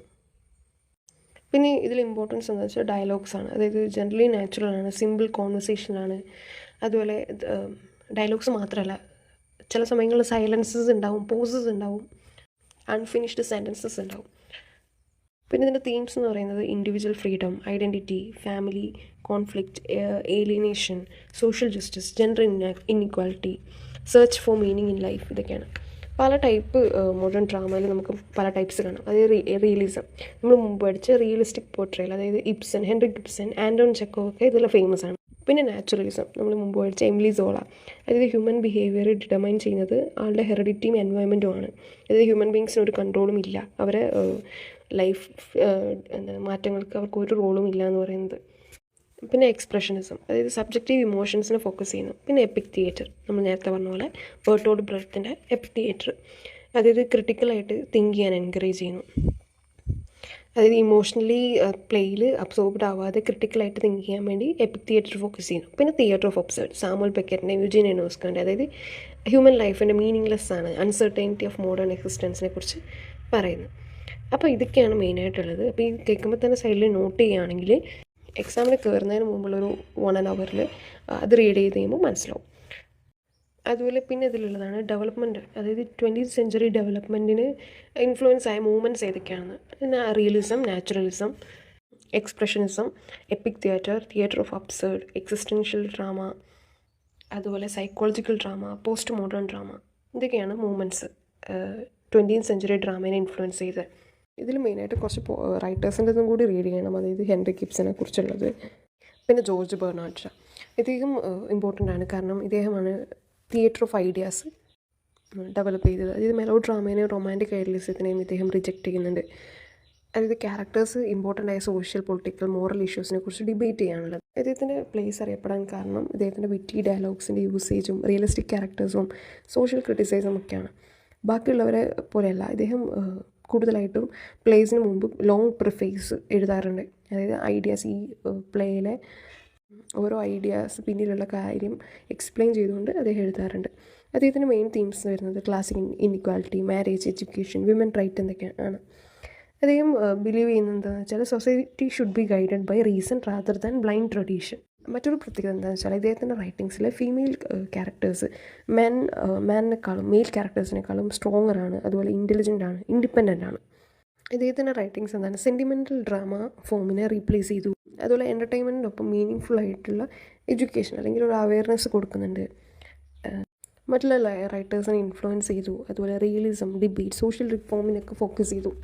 പിന്നെ ഇമ്പോർട്ടൻ്റ് ആയിട്ടുള്ളത് ബെർത്തോൾട്ട് ബ്രെത്താണ്, നമുക്കറിയാം ഏലിയനേഷൻ എഫക്റ്റ്, അതുപോലെ Samuel Beckett, പിന്നെ Arthur Miller, നമുക്ക് പഠിക്കാനുണ്ട് ഇതിൽ Arthur Miller. ഇതൊക്കെയാണ് important ആയിട്ട് ഫസ്റ്റ് ബ്ലോക്കിൽ നോക്കാനുള്ളത്. ഓക്കെ, നമുക്ക് നെക്സ്റ്റ് ബ്ലോക്കാണ് ആർത്തർ മില്ലറിൻ്റെ ഓൾ മൈ സൺസ്. ഇതിൽ നോക്കുകയാണെങ്കിൽ മെയിനായിട്ട് നോക്കാനുള്ളത് ബിഗിനിങ് ഓഫ് അമേരിക്കൻ ഡ്രാമ, അതായത് 16th, 17th, 18th സെഞ്ച്വറീസിലുള്ള അമേരിക്കൻ ഡ്രാമേൻ്റെ ഡെവലപ്മെൻറ്റാണ് നോക്കേണ്ടത്. നമുക്ക് നോക്കുകയാണെങ്കിൽ 16th, 17th സെഞ്ച്വറി എന്ന് പറഞ്ഞു കഴിഞ്ഞാൽ അത്ര പോപ്പുലർ അല്ല ഡ്രാമ. അവിടുത്തെ മെയിനായിട്ടുള്ള സെറ്റിലേഴ്സ് എല്ലാം പ്യൂരിറ്റൻസ് ആണ്. അതായത് തിയേറ്റർ എന്ന് പറയുന്നത് ഇമ്മോറാലിറ്റീനെ അല്ലെങ്കിൽ ലേസിനെസ്സിനെയൊക്കെ സൂചിപ്പിക്കുന്നതാണ് ഈ തിയേറ്റർ എന്ന് പറഞ്ഞ് വിശ്വസിക്കുന്ന ആളുകളായിരുന്നു അക്കാലത്ത്. അപ്പം എൻ്റർടൈൻമെൻറ്റ് എന്ന് പറയുന്നത് മെയിനായിട്ട് റിലീജിയസ് ഗ്യാതറിങ്സും സ്റ്റോറി ടെല്ലിങ്ങും ഫ്ലോക്ക് പെർഫോമൻസും പബ്ലിക് സെലിബ്രേഷൻസുമാണ് ഫോർമലായിട്ടുള്ള ഡ്രാമാസ് വെച്ച് അന്നത്തെ കാലത്ത് ഉണ്ടായിരുന്നത്. പിന്നെ നമുക്ക് നോക്കുകയാണെങ്കിൽ 18th സെഞ്ച്വറിയിൽ നോക്കുകയാണെങ്കിൽ William Dunlap, father of American modern drama എന്നറിയപ്പെടുന്നതാണ് വില്യം ഡൺലോപ്പ്. അതുപോലെ അമേരിക്കൻ റെവല്യൂഷൻ കുറേ എഴുത്തുകാരെ ഇൻഫ്ലുവൻസ് ചെയ്തു. അതായത് നാഷണൽ ഐഡൻറ്റിറ്റിയും പാട്രോട്ടിസവും ഇൻഫ്ലുവൻസ് ബേസ് ചെയ്ത് എഴുതാൻ വേണ്ടി, പ്ലേസ് എഴുതാൻ വേണ്ടി ഒരുപാട് റൈറ്റേഴ്സിനെ ഇൻഫ്ലുവൻസ് ചെയ്തു. ഇനി 19th സെഞ്ച്വറിയിലേക്ക് വരുമ്പോൾ കുറേ മാറ്റങ്ങളുണ്ട്. അതായത് മെലോ ഡ്രാമേൻ്റെ പോപ്പുലാരിറ്റി കൂടി, അതുപോലെ റൊമാൻറ്റിസിസം കൂടി, റിയലിസം അവർ പ്ലേസിൽ കാണാൻ തുടങ്ങി. അതായത് ഓർഡിനറി പീപ്പിളിനെ ലൈഫ് പോർട്രേ ചെയ്യാൻ തുടങ്ങി. അതുപോലെ പ്രൊഫഷണൽ തിയേറ്റേഴ്സ് നിർമ്മിക്കാൻ തുടങ്ങി. ഇതിൽ നമുക്ക് ഇമ്പോർട്ടൻ്റ് ആയിട്ടുള്ളതാണ് ഹെൻറി കിബ്സൺ. നമ്മൾ മുമ്പുള്ള ബ്ലോഗ്സിലൊക്കെ പഠിച്ചിട്ടുണ്ട് ഹെൻറി കിബ്സൻ്റെ കോൺട്രിബ്യൂഷൻ എന്താണ് അമേരിക്കൻ ഡ്രാമയിലേക്കുള്ള കോൺട്രിബ്യൂഷൻ എന്തൊക്കെയാണ്. Focus on social problems, introduction of realism, പിന്നെ development of psychological drama. Psychological drama എന്ന് ഉദ്ദേശിക്കുന്നത് ഇൻഡിവിജ്വൽസിനെ, അതായത് ഓരോ കഥാപാത്രത്തെയും കോംപ്ലക്സ് ക്യാരക്ടേഴ്സായിട്ടല്ല, അതായത് അവരുടെ ഉള്ളിൽ പല പ്രശ്നങ്ങൾ, അതായത് ഗിൽട്ട്, ഫിയർ, അങ്ങനെയുള്ള ഫീലിങ്സ് നിറഞ്ഞിട്ടുള്ള കോംപ്ലക്സ് ക്യാരക്ടേഴ്സായിട്ടാണ് പ്രസൻറ്റ് ചെയ്യുന്നത്. പിന്നെ മോഡേൺ സ്റ്റേജ് ടെക്നിക്സ്, പിന്നെ influence on American playwrights, importance of individual freedom. ഇതൊക്കെയാണ് ഹെൻറി കിബ്സൻ്റെ മെയിൻ കോൺട്രിബ്യൂഷൻസ്. അപ്പം ബ്ലോക്ക് 2-ൽ യൂണിറ്റ് 1-ൽ മെയിനായിട്ട് ഇതാണ് പഠിക്കാനുള്ളത്.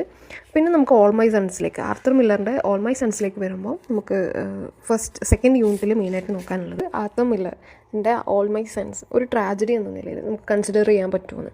അപ്പം നമുക്കറിയാം ക്ലാസിക് ട്രാജഡീസിൽ ഒരു മെയിനായിട്ടൊരു കിങ് അല്ലെങ്കിൽ ഒരു നോബിൾ ഹീറോ അല്ലെങ്കിൽ ഇങ്ങനെ ഹീറോയിക് ആയിട്ടുള്ള ഒരാളെ റിവോൾവ് ചെയ്തിട്ടായിരിക്കും സ്റ്റോറീസ്. പക്ഷേ മില്ലർ അങ്ങനെയല്ല, ഓർഡിനറി പീപ്പിളിനെയാണ്. അതായത് സാധാരണ ആളുകളുടെ ലൈഫിലും ട്രാജഡീസ് ഉണ്ടാവുന്നുണ്ട്, അത് കാണിച്ചു തരുന്നുണ്ട്.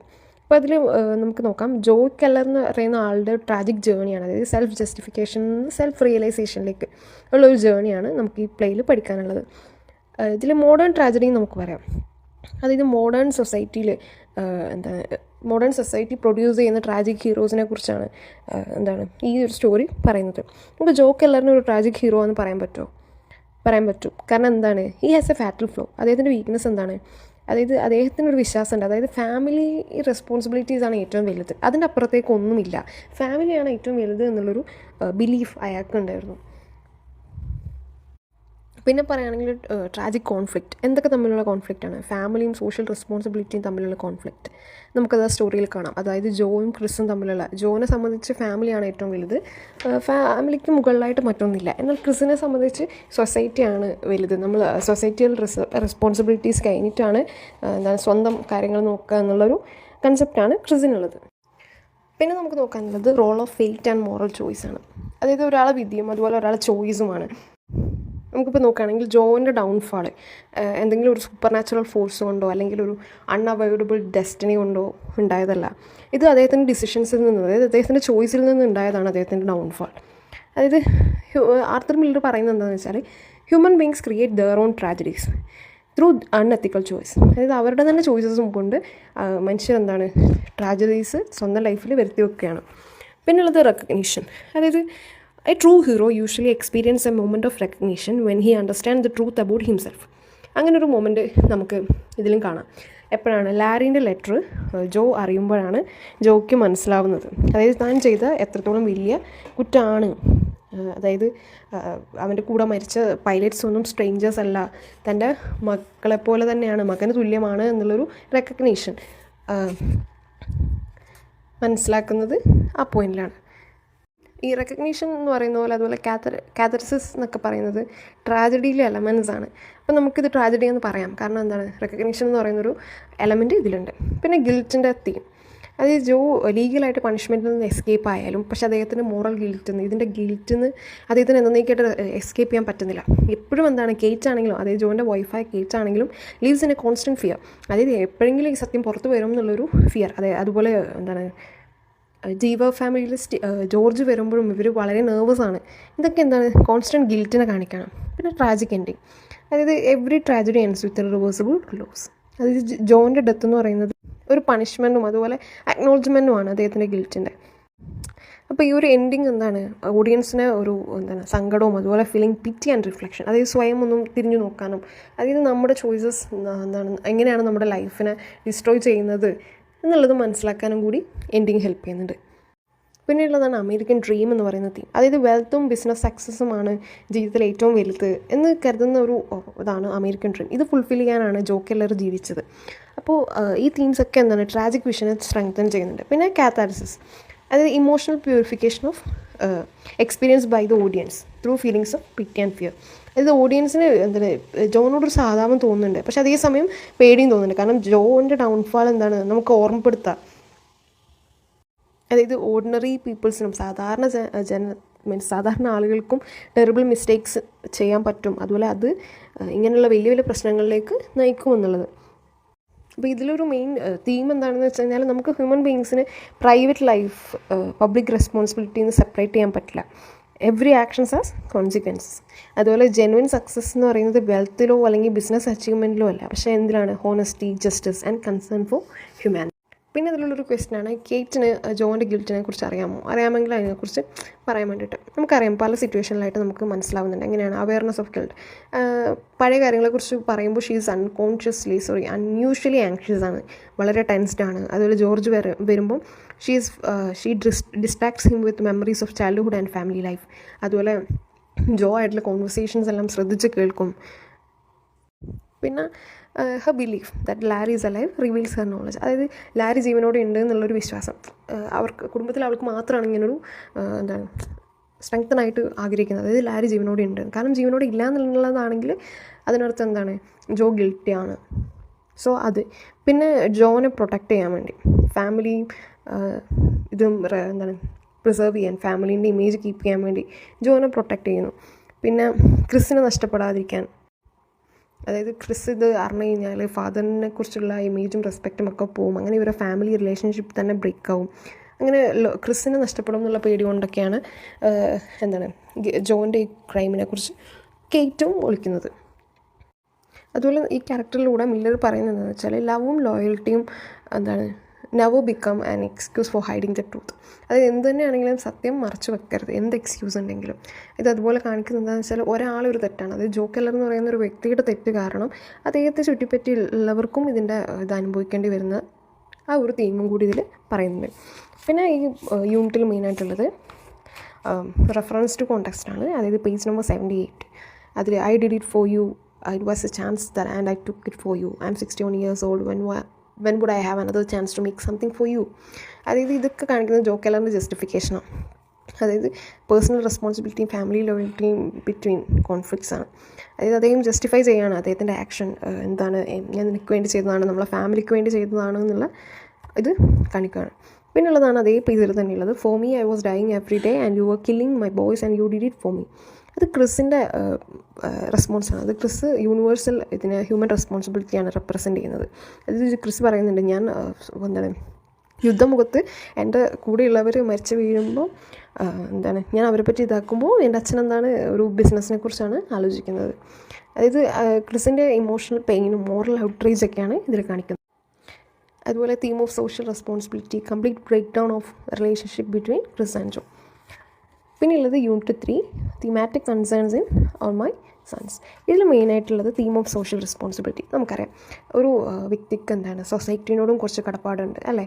അതായത് ഹോണസ്റ്റായിട്ട് ആക്ട് ചെയ്യുക, എത്തിക്കലായിട്ട് ജീവിക്കുക, മറ്റുള്ളവരെയും കൂടി എന്താണ് പരിഗണിച്ചുകൊണ്ട് ജീവിക്കുക. ഇപ്പം നമുക്ക് ഇതിലുള്ള കഥാപാത്രങ്ങൾ നമുക്ക് പറയാം. ജോന് നമുക്കൊരു ഫെയിലിയർ ഓഫ് സോഷ്യൽ റെസ്പോൺസിബിലിറ്റി, അതായത് സ്വന്തം കാര്യങ്ങൾ മാത്രം നോക്കി ഫാമിലിയെ മാത്രം നോക്കി ജീവിച്ച ഒരാൾ. അദ്ദേഹത്തിന് നമുക്ക് ഫെയിലിയർ ഓഫ് സോഷ്യൽ റെസ്പോൺസിബിലിറ്റി എന്ന് പറയാം. എനിക്ക് ജസ്റ്റ് പോയിൻ്റായിട്ട് പറഞ്ഞു തരാണ്, you have to elaborate it. പിന്നെ ഉള്ളത് ക്രിസ് എന്ന് പറയുന്നത് വോയിസ് ഓഫ് മോറൽ റെസ്പോൺസിബിലിറ്റി. അതായത് ക്രിസിനെ സംബന്ധിച്ച് മോറൽ റെസ്പോൺസിബിലിറ്റിയാണ് വലുത്, അല്ലെങ്കിൽ സൊസൈറ്റി വാല്യൂസാണ് വലുത്.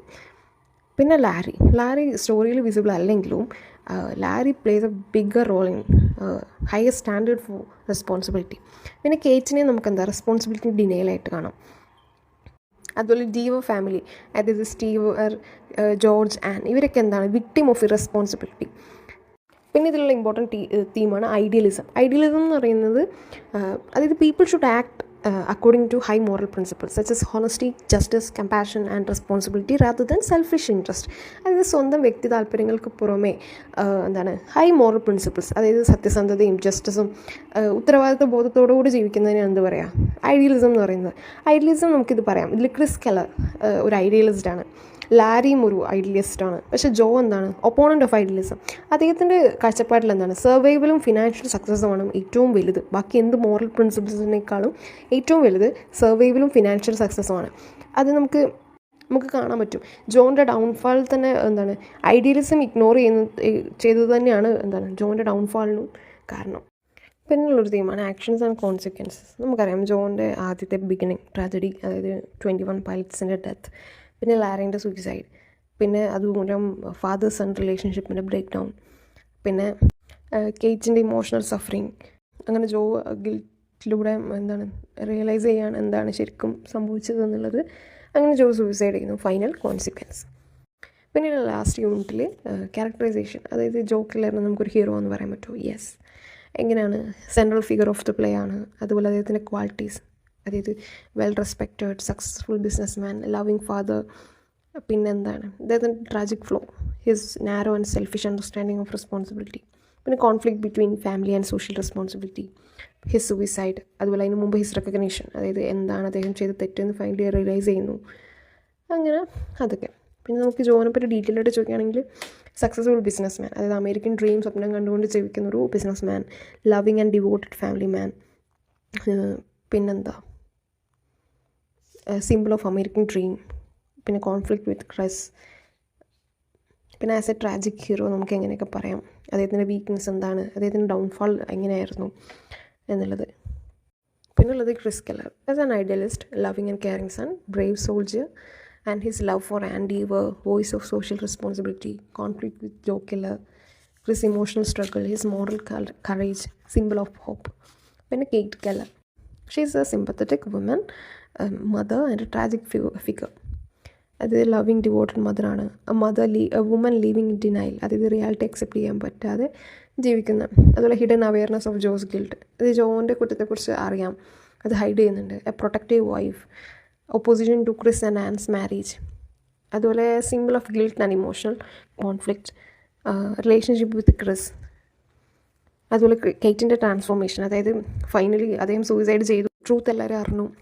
അപ്പോൾ ക്രിസിനെ അഡ്വൈസ് ചെയ്യുന്നുണ്ട്, ഇതോർത്ത് ഇനി ജീവിക്കേണ്ട, മൂവ് ഓൺ ചെയ്യണം, ജീവിതം ജീവിക്കുക നന്നായിട്ട് എന്ന്. അതായത് കേറ്റിൻ്റെ ട്രാൻസ്ഫോർമേഷൻ. പിന്നുള്ളൊരു ക്യാരക്ടറാണ് Ann Deever, practical realistic woman. അതായത് she makes decisions based on fact rather than false hope.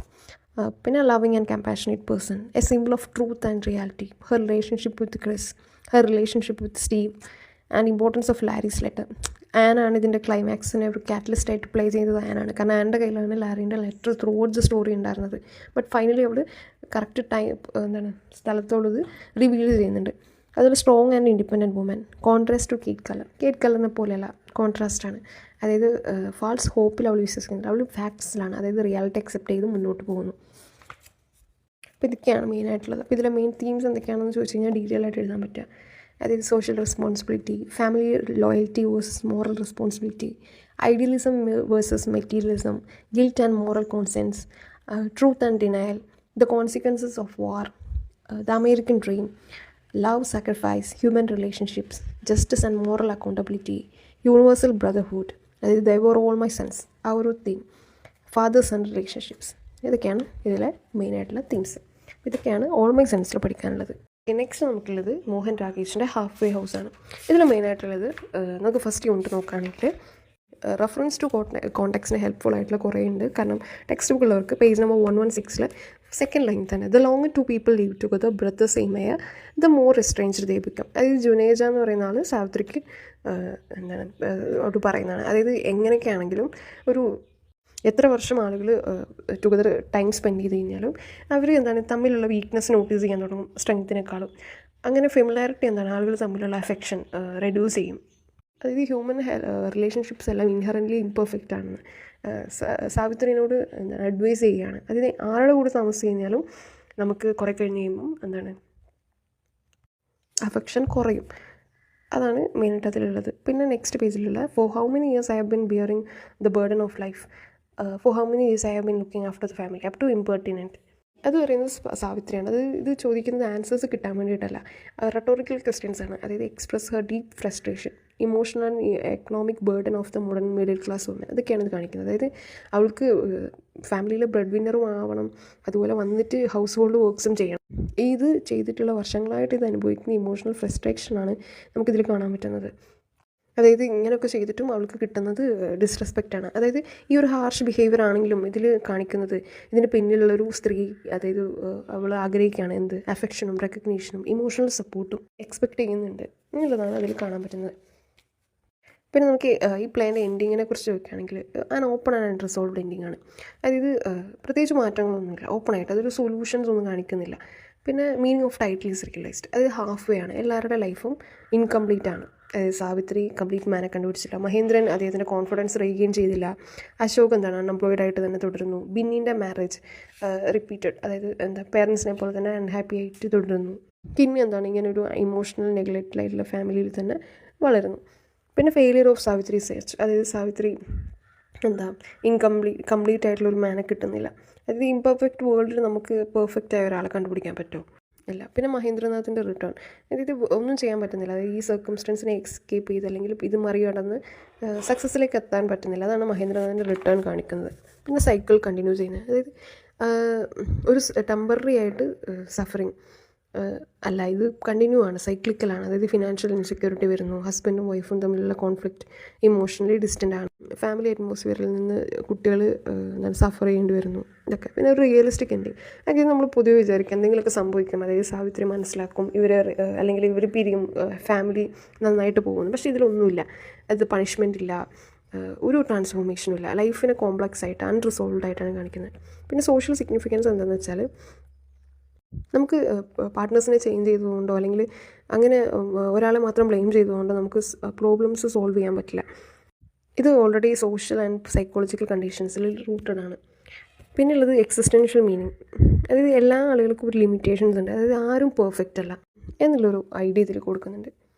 പിന്നെ ഇതിനൊരു ഡ്രാമാറ്റിക് എഫക്റ്റ് ഉണ്ട് ഈ എൻഡിങ്ങിന്. അതായത് മറ്റുള്ള ഹാപ്പി എൻഡിങ്സ് പോലെ ആകുമ്പോൾ ഓഡിയൻസ് ആ സന്തോഷത്തിൽ തിയേറ്റർ വിടുകയാണ് ചെയ്യുന്നത്. പക്ഷേ ഇതിൽ ഓഡിയൻസിനൊരു ഇത് ഡിസ്റ്റർബ്ഡ് ആയിട്ടുള്ളൊരു തോട്ട്ഫുൾ എഫക്റ്റോടെയാണ് അവർ ലീവ് ചെയ്യുന്നത്. അവർ തിയേറ്ററിൽ നിന്ന് ഇറങ്ങിയാലും പ്ലേ കഴിഞ്ഞാലും അതിനെക്കുറിച്ച് ടോക്ക് ചെയ്യുകയും അല്ലെങ്കിൽ അതിൻ്റെ ക്യാരക്ടേഴ്സിനെ കുറിച്ച് തിങ്ക് ചെയ്യുകയും ചെയ്യുന്നുണ്ട്. പിന്നെ നമുക്ക് നോക്കാം Savitri as A character.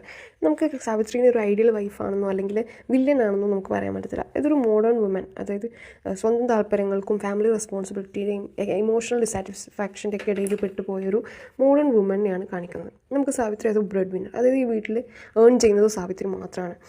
Traditional ആയിട്ടുള്ള ഇന്ത്യൻ ഹൗസ് വൈഫിനെ നോക്കുന്ന പോലെയല്ല സാവിത്രിയാണ് ഇതിൽ ജോലിക്ക് പോകുന്നതും ഫാമിലീൻ്റെ എക്കണോമിക്കൽ റെസ്പോൺസിബിലിറ്റീസ് നോക്കുന്നതും, അതുപോലെ പോയിട്ട് വന്നതിന് ശേഷം ഹൗസ് ഹോൾഡ് റെസ്പോൺസിബിലിറ്റീസും നമുക്ക് നോക്കണം. അത് ഡബിൾ ബേർഡൻ. പക്ഷേ ഇത് അവൾ വിചാരിക്കുന്ന എല്ലാവരും അവളെ ഡിപ്പെൻഡ് ചെയ്തിട്ടാണ്, പക്ഷേ ആരും അവളെ റെസ്പെക്റ്റ് ചെയ്യുന്നില്ല, വേണ്ട അപ്രിസിയേഷൻ കൊടുക്കുന്നില്ല. ഇത് ഇന്നത്തെ കാലത്തും പല വിമൻ്റെയും സോഷ്യൽ റിയാലിറ്റിയാണ് കാണിക്കുന്നത്. പിന്നെ ഇത് ആസ് എ ഡിസ്സാറ്റിസ്ഫൈഡ് വൈഫ്, അത് അൺഹാപ്പിയാണ്, അതായത് ഹസ്ബൻഡിനെ വീക്ക് റെസ്പോൺസിബിളായിട്ടാണ് കാണുന്നത്. അവളൊരു ഹസ്ബൻഡിന്, അതായത് കോൺഫിഡൻ്റായ റെസ്പോൺസിബിളായ ക്യാപ്പബിളായ ഡിസിഷൻസ് എടുക്കാൻ തീരുമാനിക്കാൻ പറ്റുന്ന ഒരു ക്യാപ്പബിളായ ഒരു ഹസ്ബൻഡിനെയാണ് അവൾ എക്സ്പെക്റ്റ് ചെയ്യുന്നത്. പിന്നെ ഹെർ സെർച്ച് ഫോർ കംപ്ലീറ്റ്മെൻറ്റ്, അതായത് അവൾ വിചാരിക്കുന്ന അവൾക്ക് വേണ്ടിയിട്ടൊരു പെർഫെക്റ്റ് ആയിട്ടുള്ള ഒരാൾ എക്സിസ്റ്റ് ചെയ്തിട്ടുണ്ട് എന്ന്. അവൾ അതിനു വേണ്ടി പല ആളുകളെ സമീപിക്കുന്നുണ്ട്. അവൾ ആ ആളുകളിലൊക്കെ അവളുടെ ഹസ്ബൻഡിന് ഇല്ലാത്ത പല ക്വാളിറ്റീസ് അവൾ കണ്ടുപിടിക്കുന്നുണ്ട്. പക്ഷേ ഇതിൽ നമുക്ക് എൻഡിങ്ങിൽ കാണാം അവൾ മനസ്സിലാക്കുന്നത്, അതായത് എല്ലാവർക്കും ഓരോ ക്വാളിറ്റിയാണുള്ളത്, ആരും ട്രൂലി കംപ്ലീറ്റ് അല്ല എന്നുള്ളത്. Savitri as a modern woman, നമ്മൾ നേരത്തെ പറഞ്ഞ പോലെ ട്രഡീഷണൽ ജെൻഡർ റോൾസിൻ്റെ റിവേഴ്സൽ.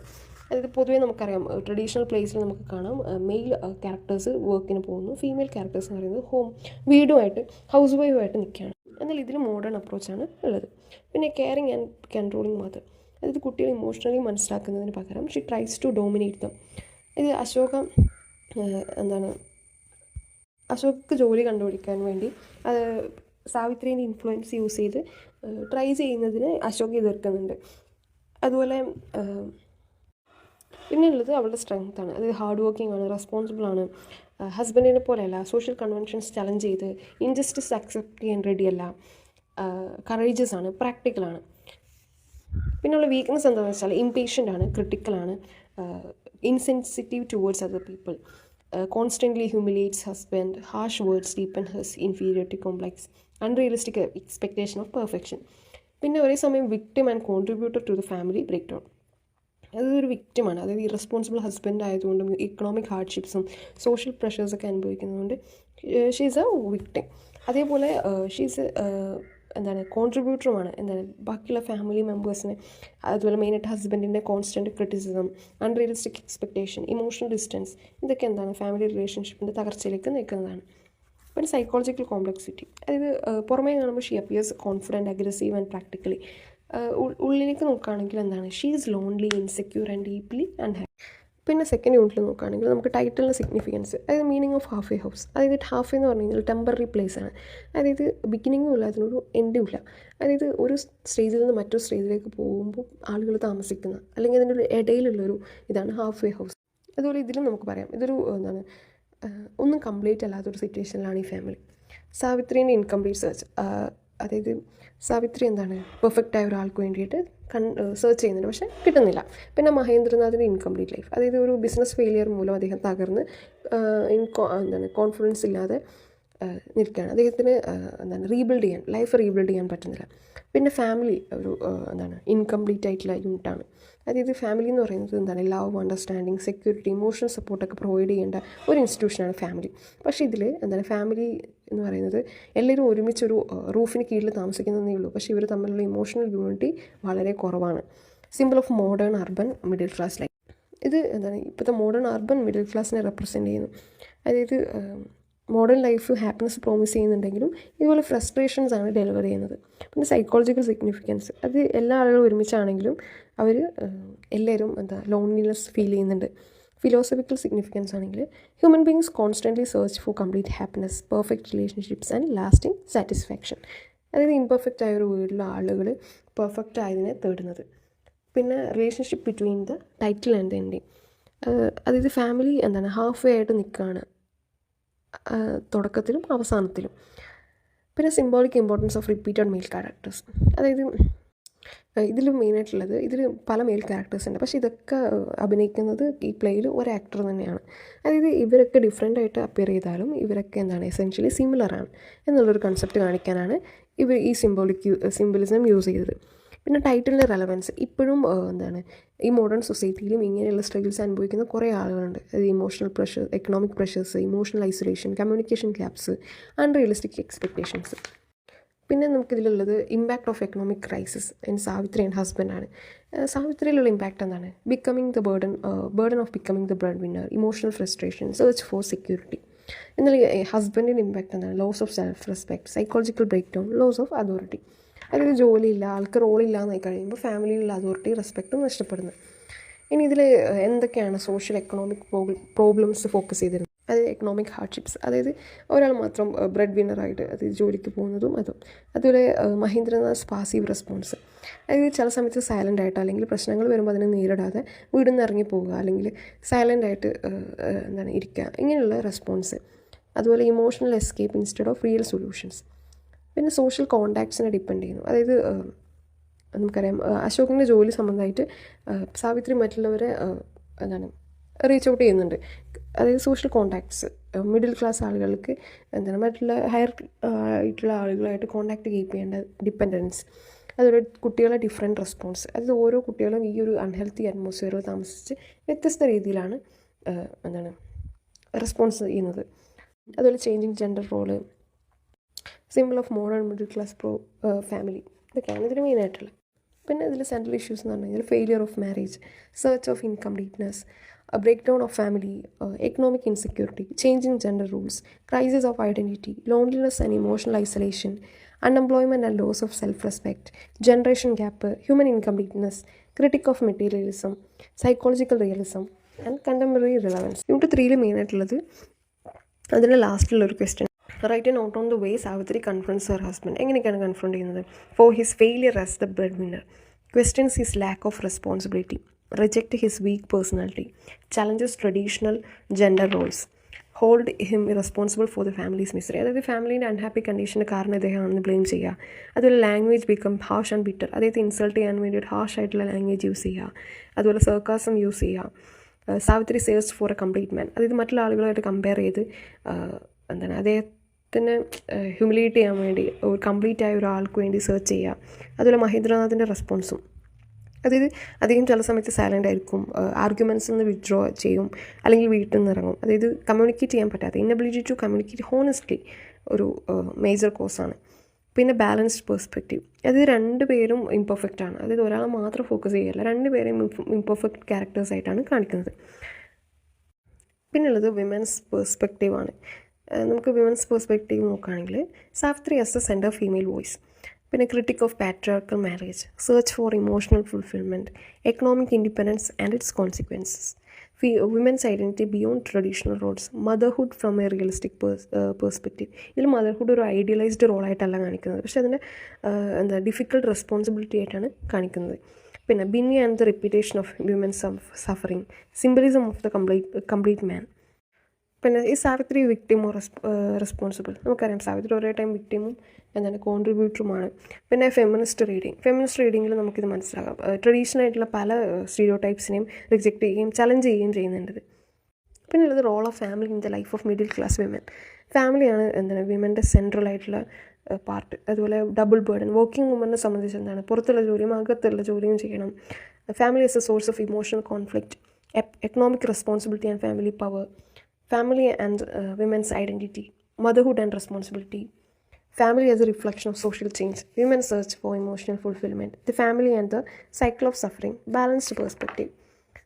പിന്നെ male as a victim of society, എങ്ങനെയൊക്കെയാണ് വിക്ടിം ഓഫ് പാട്രിയാർക്കൽ എക്സ്പെക്റ്റേഷൻസ്, അതായത് വിമനെ എഫക്റ്റ് ചെയ്യുന്ന പോലെ മെന്നിനും എഫക്റ്റ് ചെയ്യുന്നുണ്ട്. അതായത്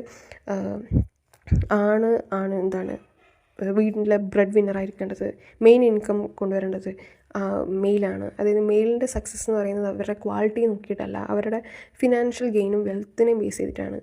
അപ്പോൾ അതൊക്കെ. പിന്നെ പാട്രിയാർക്കി എങ്ങനെയാണ് ഈ പ്ലേയിൽ റിഫ്ലക്റ്റ് ചെയ്തത്? അതായത് സാവിത്രീൻ്റെ struggle against patriarchy, emotional independence versus patriarchal expectation.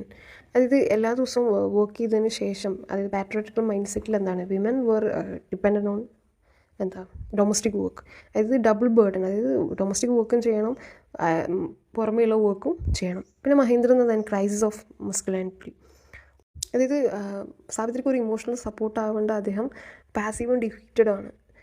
അതുപോലെ marriage as A patriarchal institutions, അതായത് പാട്രിയാർക്കൽ വാല്യൂസിന് ഫോക്കസ് ചെയ്ത് ഒരു ഇൻസ്റ്റിറ്റ്യൂഷനായിട്ടാണ് മാരേജിനെ കാണുന്നത്. അതായത് മാരേജ് ട്രഡീഷണൽ ജെൻഡർ റോൾസിന് മാത്രം സർവൈവ് ചെയ്യുമോ, അത് മ്യൂച്വൽ അണ്ടർസ്റ്റാൻഡിങ് ഈക്വാലിറ്റി ബേസ് ചെയ്തിട്ടാണോ എന്നുള്ളതൊരു ക്വസ്റ്റ്യൻ ചെയ്യുന്നുണ്ട്.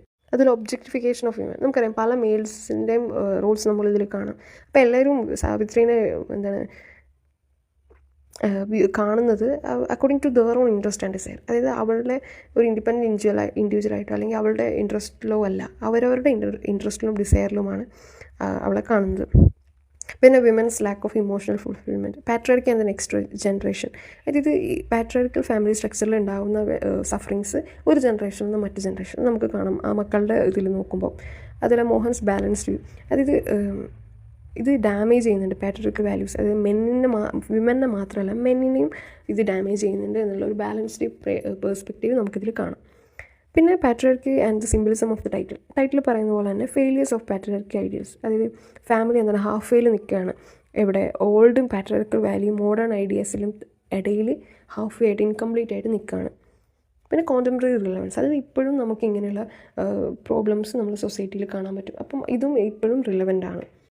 പിന്നെ ഫോർത്ത് യൂണിറ്റിൽ നോക്കുകയാണെങ്കിൽ ഡ്രാമാറ്റിക് ടെക്നിക്സ് എന്തൊക്കെയാണ്? റിയലിസം യൂസ് ചെയ്യുന്നുണ്ട്, സൈക്കോളജിക്കൽ ക്യാരക്ടറൈസേഷൻ, അതായത് ആളുകളുടെ പുറമേ പറയുകയല്ല, അവർ ഇന്നർ കോൺഫ്ലിക്റ്റിനെ കുറിച്ച്, അതായത് അവരുടെ ഇമോഷണൽ ഫ്രസ്ട്രേഷൻസ്, ഫിയർ, ഡിസപ്പോയിൻമെൻറ്റ്, ഇതൊക്കെ കാണിക്കുന്നുണ്ട്. പിന്നെ സിംബലിസം, പിന്നെ വൺ ആക്ടർ പ്ലേയിങ് 5 റോൾസ്, അതായത് ഒരാൾ തന്നെ 5 റോൾസ് ചെയ്യുന്നത്, male character, natural and colloquial language, conflict based structures, limited setting, circular structure, open ending, irony, contrast, silence and pauses, social and psychological realism. പിന്നെ ഇതിലുള്ളത് വൺ ആക്ടർ പ്ലേയിങ്, അത് നമ്മൾ പറഞ്ഞില്ലേ, ഒരു ആക്ടർ തന്നെയാണ്. മഹേന്ദ്രനാഥ് എന്ന് പറയുന്ന ക്യാരക്ടർ ആക്ട് ചെയ്യുന്ന ആൾ തന്നെയാണ് ബാക്കി റോൾസും ഒക്കെ ചെയ്യുന്നത്. അതായത് സെയിം മാൻ, അതായത് എല്ലാ ആളുകളും സെയിം ആണ്, പുറമേ ഡിഫറെൻ്റ് ആണെങ്കിലും എല്ലാവരും സെയിം ആണ്, എല്ലാവരും എന്തെങ്കിലും ഒരു ക്വാളിറ്റിയാണ്. അതായത് മഹേന്ദ്രനാഥിന് കോൺഫിഡൻസ് ഇല്ല, പക്ഷേ ജുനേജ് പ്രാക്ടിക്കലാണ്, പക്ഷേ അതേപോലെ ഇമോഷണലി ഡിറ്റാച്ച്ഡ് ആണ്. ജഗ്മോഹൻ്റെ കാര്യം നോക്കുകയാണെങ്കിൽ കാണാൻ ചാമിങ് ആണ്, പക്ഷേ ലാസ്റ്റിംഗ് കമ്മിറ്റ്മെൻ്റ് ഇല്ല. അതുപോലെ സിംഘാനിയ ഇൻഫ്ലുവൻസും വെൽത്തും പൊസസ് ചെയ്യുന്നുണ്ട്, പക്ഷേ ജെനുവിൻ കൺസേൺ ലാക്ക് ചെയ്യുന്നു. അതുപോലെ ശിവജിത്ത് അതുപോലെ സാവിത്രിൻ്റെ എക്സ്പെക്റ്റേഷൻസ് മീറ്റ് ചെയ്യുന്നില്ല. അപ്പം ഇതൊരു മിത്താണ് കംപ്ലീറ്റ് മാൻ എന്നുള്ളത്. ഇതിലൂടെ കാണിക്കുന്നത് റിഫ്ലക്ഷൻ ഓഫ് ഹ്യൂമൻ ഇൻകംപ്ലീറ്റ്നെസ്, അതായത് ഈ ഇംപെർഫെക്റ്റ് വേൾഡിൽ ആരും പെർഫെക്റ്റ് അല്ല. അതുപോലെ social significance, dramatic economy, reinforcement of the title. അപ്പോൾ ഇതൊക്കെയാണ് ഇതിൽ മെയിനായിട്ടുള്ളത്. പിന്നെ നമുക്ക് നോക്കാം half way ends at the same point where it began. അതായത് ഹാഫ് വേ എന്ന് പറയുന്ന പ്ലേ തുടങ്ങിയെടുത്ത് തന്നെയാണ് ഇത് അവസാനിക്കുന്നത്. അതായത് തുടക്കത്തിലും ഫാമിലി റിമെയിൻസ് അൺചേഞ്ച്, എൻഡിങ്ങിലും അങ്ങനെ തന്നെ, കാരണം മിറാക്കിൾസ് ആയിട്ടുള്ള ഒരു മാറ്റങ്ങളും ഉണ്ടാവുന്നില്ല. അതുപോലെ മഹേന്ദ്രനാഥിൻ്റെ റിട്ടേൺ, അത് ഈ സർക്കിൾ കംപ്ലീറ്റ് ചെയ്യുന്നു. അത് ഇറങ്ങിപ്പോകുന്നു, തിരിച്ചു വരുന്നു, same patterns. Savitri search ends without success, അതായത് സാവിത്രി സെർച്ച് ചെയ്യുന്നു. അതുപോലെ ഒരു ക്യാരക്ടേഴ്സും ഒരു ട്രാൻസ്ഫോർമേഷനും പോകുന്നില്ല, എല്ലാവരും സെയിം ആയിട്ട് തന്നെ നിൽക്കുകയാണ്, തുടക്കത്തിലുള്ളതുപോലെ തന്നെ. ഇതൊക്കെയാണ് മെയിനായിട്ട് തേർഡ് ബ്ലോക്കിലുള്ളത്. നെക്സ്റ്റ് ഉള്ളത് ബ്ലോക്ക് 4 ആഫ്രിക്കൻ ഡ്രാമ ആൻഡ് ഇൻട്രൊഡക്ഷനാണ്. ഇതിൽ ഫസ്റ്റ് ബ്ലോക്കിൽ മെയിനായിട്ട് നോക്കാനുള്ളത് ഡ്രാമാറ്റിക് ട്രഡീഷൻ ഇൻ കെനിയ. അത് കെനിയയിലെ ഡ്രാമാറ്റിക് ഫോംസിനെ കുറിച്ചാണ് ഇതിലും ആകെ പഠിക്കാനുള്ളത്. അതായത് കൊളോണിയൽ റൂളിന് മുമ്പ് ഡ്രാമ എക്സിസ്റ്റ് ചെയ്തത് ഫ്ലോക്ക് പെർഫോമൻസിൻ്റെയും സോങ്ങിൻ്റെയും റിച്വൽസിൻ്റെയും ഡാൻസിൻ്റെയും രൂപത്തിലായിരുന്നു. എന്നാൽ ഇത് എൻ്റർടൈൻമെൻറ്റിന് മാത്രം ആയിരുന്നില്ല, അത് റിലീജിയസ് ആയിട്ടും എഡ്യൂക്കേഷണൽ പൊളിറ്റിക്കൽ പർപ്പസസിന് വേണ്ടിയിട്ടായിരുന്നു ഇത് നിലനിന്നിരുന്നത്. ഇതിലൂടെ അവരവരെ ഹിസ്റ്ററി പ്രിസർവ് ചെയ്തു, മോറൽ വാല്യൂസ് മറ്റുള്ളവരെ പഠിപ്പിച്ചു, കമ്മ്യൂണിറ്റി ബോണ്ട് സ്ട്രെങ്തൻ ചെയ്തു. എന്നാൽ കൊളോണിയൽ പീരീഡിൽ വെസ്റ്റേൺ തിയേറ്റർ ഇൻട്രൊഡ്യൂസ്ഡായി.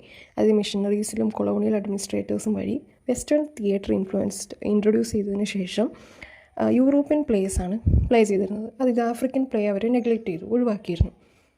എന്നിരുന്നാലും കെനിയൻ റൈറ്റേഴ്സ് തിയേറ്റർ ഒരു ഫോം ഓഫ് എക്സ്പ്രസ് ചെയ്യാൻ വേണ്ടി ആഫ്രിക്കൻ ഐഡൻറ്റിറ്റിയും, അതായത് കൊളോണിയൽ ഓപ്പറേഷനെ റെസിസ്റ്റ് ചെയ്യുന്നതിനെക്കുറിച്ചൊക്കെ എക്സ്പ്രസ് ചെയ്യാൻ വേണ്ടി Kenyan writers place theatre use ചെയ്തു.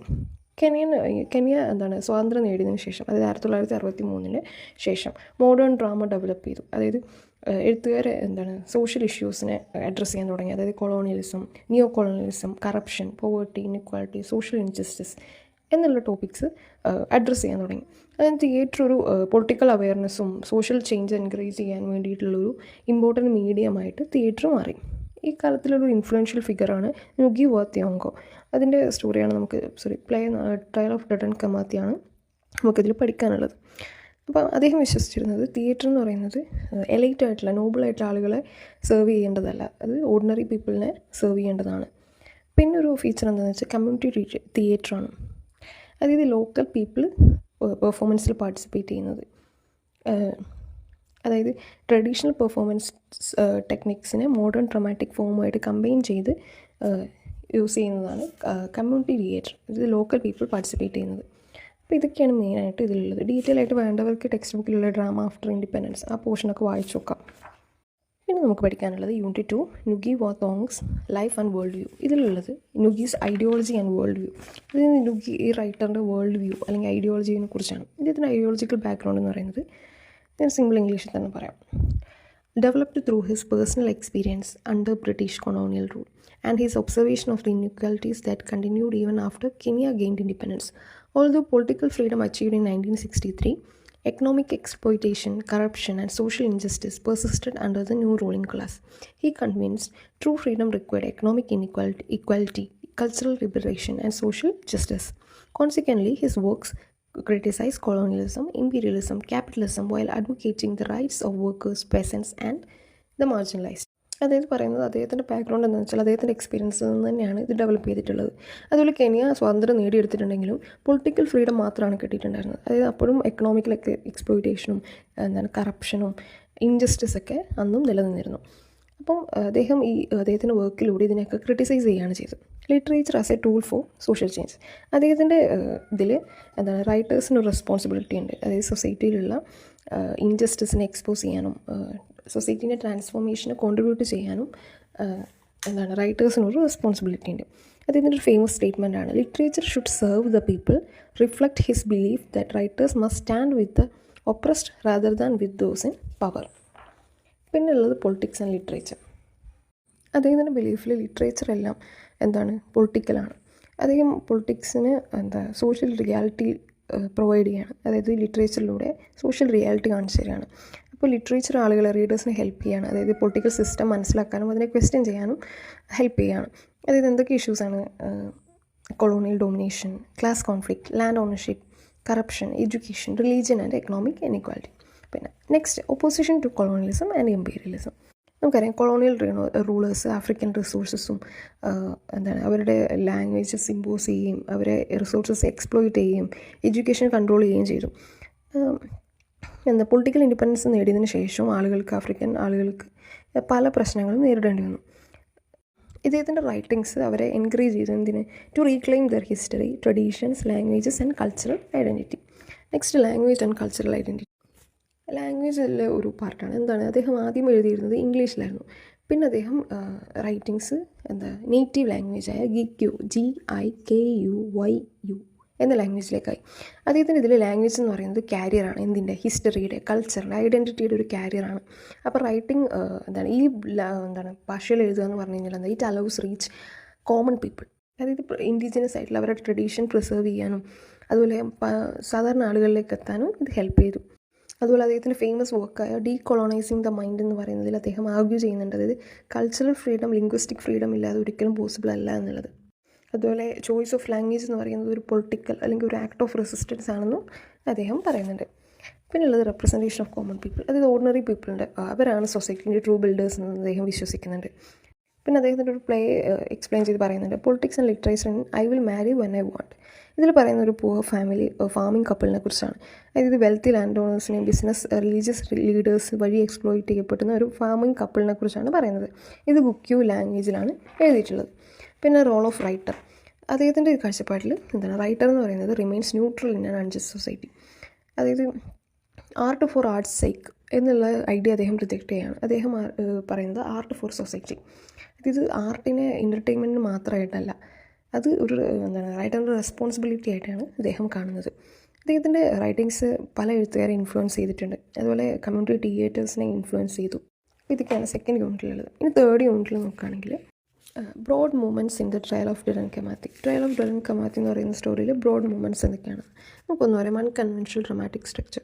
അതായത് ഒരു സിമ്പിൾ ലീനിയർ പ്ലോട്ട് അല്ല അവർ യൂസ് ചെയ്യുന്നത്, പകരം ഒരു എപ്പിസോഡിക് ആൻഡ് സിംബോളിക് സ്ട്രക്ചറാണ് യൂസ് ചെയ്യുന്നത്. പിന്നെ ഓപ്പണിംഗ് മൂവ്മെൻറ്റ്, അതായത് എസ്റ്റാബ്ലിഷിംഗ് കൊളോണിയലിസ്റ്റ് മൂവ്മെൻറ്റ്. നമുക്ക് ആ ട്രയൽ കാണുമ്പോൾ അറിയാം ഇതൊരു ലീഗൽ പ്രോസസ്സ് അല്ല, ഇതൊരു പൊളിറ്റിക്കൽ വെപ്പണാണ്. എന്തിന്, അവരുടെ ലിബറേഷൻ മൂവ്മെൻറ്റിൻ്റെ സ്പിരിറ്റ് ഡിസ്ട്രോയ് ചെയ്യാൻ വേണ്ടി നടത്തുന്ന ഒരു ട്രയലാണ്. അല്ലാതെ ഇതൊരു ലീഗലായിട്ട് ഇത് ജസ്റ്റിസ് നേടണം എന്ന് കരുതി നടത്തുന്ന ഒരു പ്രോസസ്സല്ല. The movement from individual to collective struggle. അത് നമുക്ക് ആദ്യം അറിയാം ഇതൊരു ഡെറൻ കമാത്തി എന്ന് പറയുന്നൊരു ഫൈറ്ററിനെ കുറിച്ചാണ്. പക്ഷേ ഇത് പോയപ്പോൾ നമുക്ക് കാണാം ഇതൊരു collective struggle of Kenyan people, Kenyan ആളുകളുടെ കൂട്ടായ്മയെക്കുറിച്ചാണ്, അവരുടെ കൂട്ടായ്മയുള്ള സ്ട്രഗിളിനെ കുറിച്ചാണ് പറയുന്നത്. ബോയ് ആൻഡ് ഗേൾ അവർ കാണിക്കുന്നത് യങ്ങർ ജനറേഷനെയാണ്. ഇത് മെയിനായിട്ട് ഇതിൽ റിജക്റ്റ് ചെയ്യുന്ന ഐഡിയ എന്താണെന്ന് വെച്ചാൽ എല്ലാ ഹിസ്റ്ററിയിലുള്ള എല്ലാ മെയിൻ സംഭവങ്ങളും, അതായത് ഹിസ്റ്ററി എന്ന് പറയുന്നത് ക്രിയേറ്റ് ചെയ്തിരിക്കുന്ന ഗ്രേറ്റ് ലീഡേഴ്സ് വഴിയാണ് എന്നുള്ള മെയിൻ ഐഡിയ ആണ് റിജക്റ്റ് ചെയ്യുന്നത്.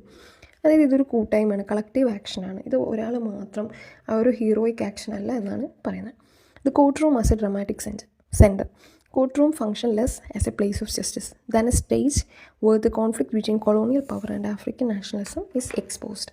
പിന്നെ flashbacks as historical memory.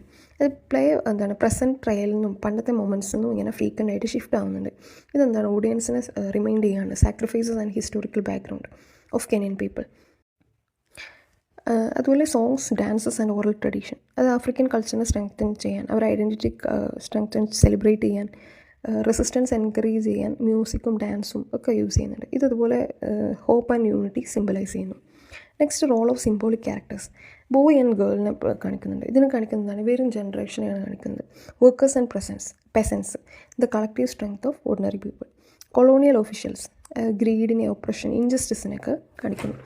Rising movement towards resistance, അതായത് ജയിലായിരുന്നിട്ടും ടോർച്ചറും റിപ്പീറ്റഡ് അറ്റംപ്റ്റ്സ് ടു പെർസ്യൂഡ് കിമാത്തി, അതായത് കിമാത്തിനെ അവരെ വശത്താക്കാൻ വേണ്ടി അവർ പലതും ശ്രമിച്ചിട്ടുണ്ടെങ്കിലും ഹി റിഫ്യൂസസ് എവരി ഓഫർ. അവർക്ക് വേണ്ടിയിട്ട് കൊളോണിയൽ അതോറിറ്റീസ് ബ്രൈബറി അറ്റംപ്റ്റ് ചെയ്തു, അതുപോലെ ഇൻറ്റിമിഡേഷൻ, സൈക്കോളജിക്കൽ പ്രഷർ. പക്ഷേ ഇതെല്ലാം റിഫ്യൂസ് ചെയ്തുകൊണ്ട് നാഷണൽ ലിബറേഷന് വേണ്ടി, അവരുടെ രാജ്യത്തിൻ്റെ ലിബറേഷന് വേണ്ടിയിട്ട് റിമെയിൻ കോൺഫിഡൻറ്റ്. ഇതേ സമയം ഇങ്ങനെയൊക്കെ അനുഭവിക്കുമ്പോഴും പുറത്ത് കെനിയൻ പീപ്പിൾ, ഓർഡിനറി പീപ്പിൾ റെസിസ്റ്റൻസിനെ ഓർഗനൈസ് ചെയ്യുകയാണ്. അതായത് struggle cannot be defeated by imprisoning one individual. പിന്നെ next climax, triumph of the revolutionary spirit. ഇതിൽ ഡെലൻ കിമാത്തിൻ്റെ ഫിസിക്കൽ ഡിഫീറ്റ് അല്ല, അതായത് ജയിലിൽ തന്നെയാണ് കഴിയുന്നത്, പക്ഷേ മോറൽ വിക്ടറിയാണ്. അതായത് എന്തൊക്കെ സാഹചര്യങ്ങൾ ഉണ്ടായിട്ടും അദ്ദേഹത്തിൻ്റെ സെൽഫ് കോൺഫിഡൻസ്, കമ്മിറ്റ്മെൻറ്റ് വിടാതെ നിന്നു. True triumph belongs to Kimathi because he preserves his dignity, courage and commitment to freedom even in the face of death. Colonial government succeeds in capturing his body but fail to destroy his spirit. പിന്നെ open ending and hope for the future. Ending open ആണ്, അതായത് conclusion in space optimism. അതായത് future generation ഈ struggle complete ചെയ്യും, അല്ലെങ്കിൽ justice, independence വാങ്ങും എന്നുള്ളൊരു idea ആണ്. അതായത് കൃത്യമായ ഒരു റെസൊല്യൂഷൻ പറയുന്നില്ല. പിന്നെ political purpose of the structure, അതായത് കോർട്ട് റൂം ജസ്റ്റിസ് കാണിക്കേണ്ട ഒരു സ്ഥലം കൊളോണിയൽ ഇൻജസ്റ്റിസിനെ എക്സ്പോസ് ചെയ്യുന്നു. ഫ്ലാഷ് ബാക്സ്, ഹിസ്റ്റോറിക്കൽ മെമ്മറീസ്, അവരുടെ സാക്രിഫൈസസ് റിമൈൻഡ് ചെയ്യുന്നു. സോങ്സും ഡാൻസും അവരുടെ കൾച്ചറൽ ഐഡൻറ്റിറ്റിനെയും യൂണിറ്റിനെയും സ്ട്രെങ്തൻ ചെയ്യുന്നു. അതുപോലെ കളക്റ്റീവ് സീൻസ്, കൂട്ടായ്മയായിട്ടുള്ള സീൻസ് കളക്റ്റീവ് നാഷണൽ യൂണിറ്റിനെ കാണിക്കുന്നു. Open ending inspires continued resistance, അതായത് റെസിസ്റ്റൻസ് കണ്ടിന്യൂ ചെയ്തുകൊണ്ടിരിക്കുകയാണ്, അല്ലാണ്ട് ഇതൊരു സൊല്യൂഷൻ കിട്ടി അല്ലെങ്കിൽ ഇതിനൊരു എൻഡിങ് വന്നിട്ടില്ല. അപ്പോൾ ഇതൊക്കെയാണ് ഇതിലെ മെയിനായിട്ടുള്ള ബ്രോഡ് മൂവ്മെൻറ്റ്സ്. പിന്നെ നമുക്കിതിൽ കുറേ റെഫറൻസ് ടു കോണ്ടസ്റ്റ് കാണാം. അതായത് പേജ് നമ്പർ 188 താഴെ നമുക്ക് കാണാം കിമാത്തി പറയുന്നൊരു dialogue. 2 laws, 2 justice, 1 law and 1 justice protect the man of property, the man of wealth, the foreign exploiter.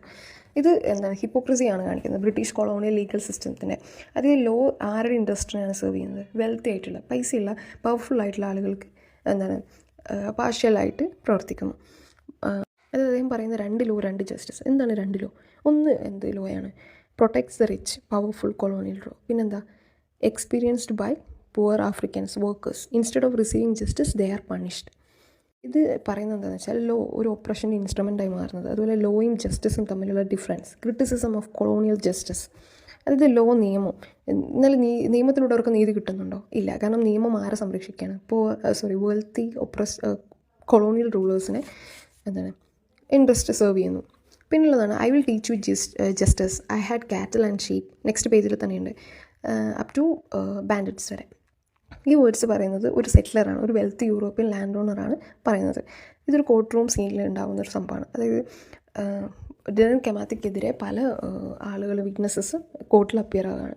ഇതിൽ ആദ്യത്തെ I will teach you justice, I had cattle and sheep by the thousands. അതായത് അദ്ദേഹത്തിൻ്റെ ദേഷ്യം പ്രകടിപ്പിക്കുകയാണ്. അതായത് ഇവരുടെ ഈ movement കാരണം, Kenyan പീപ്പിളിൻ്റെ movement കാരണം അദ്ദേഹത്തിനുണ്ടായ നഷ്ടത്തെക്കുറിച്ച്. അതായത് he mourns the loss of his property, family, yet he ignores the suffering experience by the thousands of African families under colonial rule. അതായത് അദ്ദേഹത്തിൻ്റെ ഈ മൂവ്മെൻറ്റ് മൂലം നഷ്ടപ്പെട്ട ഫാമിലിനെയും പ്രോപ്പർട്ടീനെ കുറിച്ചും പറയുകയാണ്. പക്ഷെ നമുക്കറിയാം ഇത് യഥാർത്ഥത്തിൽ അയാൾക്ക് കിട്ടിയത് എങ്ങനെയാണ്? ആഫ്രിക്കൻ ഇതിൽ കൊളോണൈസ്ഡ് ആളുകളും മിഷണറീസും വന്ന് ഇത് നേടിയെടുക്കുകയാണ് ചെയ്തത്.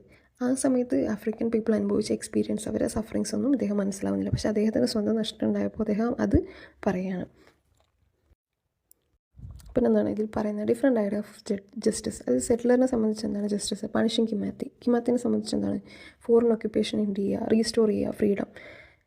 പിന്നെ നമുക്കിതിൽ സെറ്റിലറിൻ്റെ ക്യാരക്ടർ കാണാം. നാരോ ആണ്, ഗ്രീഫ്, ആങ്കർ, റിവെഞ്ച്. അതുപോലെ ഈ പാസേജിൻ്റെ പൊളിറ്റിക്കൽ പേർപ്പസ് എന്താണെന്ന് വെച്ചാൽ contradiction of colonial society. The settler speaks only about his pain while remaining completely blind to the greater suffering caused by colonialism. ഇതിൽ മെയിൻ തീംസ് എന്ന് പറയുന്നത് colonial oppression, land disposition, violence, justice, struggle for national liberation, conflicting historical perspectives. ഇതിലൂടെ ഒരു ഇതും കൂടി കാണിക്കണം, എങ്ങനെയാണ് history നമുക്ക് ഡിഫറെൻറ്റ് ഇൻ്റർപ്രിട്ടേഷൻ തരുന്നത്, അതായത് ഒപ്രസറിൻ്റെയും ഒപ്രസ്ഡിൻ്റെയും ഇൻ്റർപ്രിട്ടേഷൻസ്. പിന്നെ ഓതേഴ്സ് ആറ്റിറ്റ്യൂഡ് ടു സൊസൈറ്റി. ഓതറിൻ്റെ ആറ്റിറ്റ്യൂഡ് എന്താണ് സൊസൈറ്റിയിൽ? Strong opposition to colonial oppression, faith in common people, society must be built on justice, criticism of exploitation and inequality, importance of national unity, respect for African culture and identity, belief in resistance against injustice, society as a collective responsibility, optimism about the future, literature as an instrument of social change. പിന്നുള്ളത് 193 who are friends and who enemies on the agony of lone battle. ഇത് reference to context വരും. ഇത് എന്താണ്, Kimathi പ്രിസണിലായിരിക്കുമ്പോൾ ട്രയലിന് മുമ്പ് occur ചെയ്യുന്ന ലൈൻസാണിത്. The colonial authorities are using every possible method to break his spirit. അദ്ദേഹത്തെ മാനസികത തകർക്കാൻ വേണ്ടി കൊളോണിയൽ അതോറിറ്റീസ് പല മെത്തേഡ്സും ശ്രമിക്കുന്നുണ്ട്. അതായത് ആ ഒരു മൊമെൻറ്റിൽ അദ്ദേഹം എക്സിസ്റ്റ് ചെയ്യുന്ന അയാൾക്ക് ചുറ്റുമുള്ള ആളുകളെ അദ്ദേഹം മനസ്സിലാക്കാൻ ബുദ്ധിമുട്ടാണ്. കാരണം ആരെ ട്രസ്റ്റ് ചെയ്യും, because he cannot distinguish genuine friends from hidden enemies. പിന്നെ പറയുന്നത് അദ്ദേഹത്തിന് ഇമോഷണൽ സഫറിംഗ് ആണ്. ഒരു ഫിയർലെസ് ലീഡർ ആണെങ്കിലും he is also human being capable of experiencing loneliness and pain. And the എൻഡിൽ കാണാം, but I will fight on the end alone.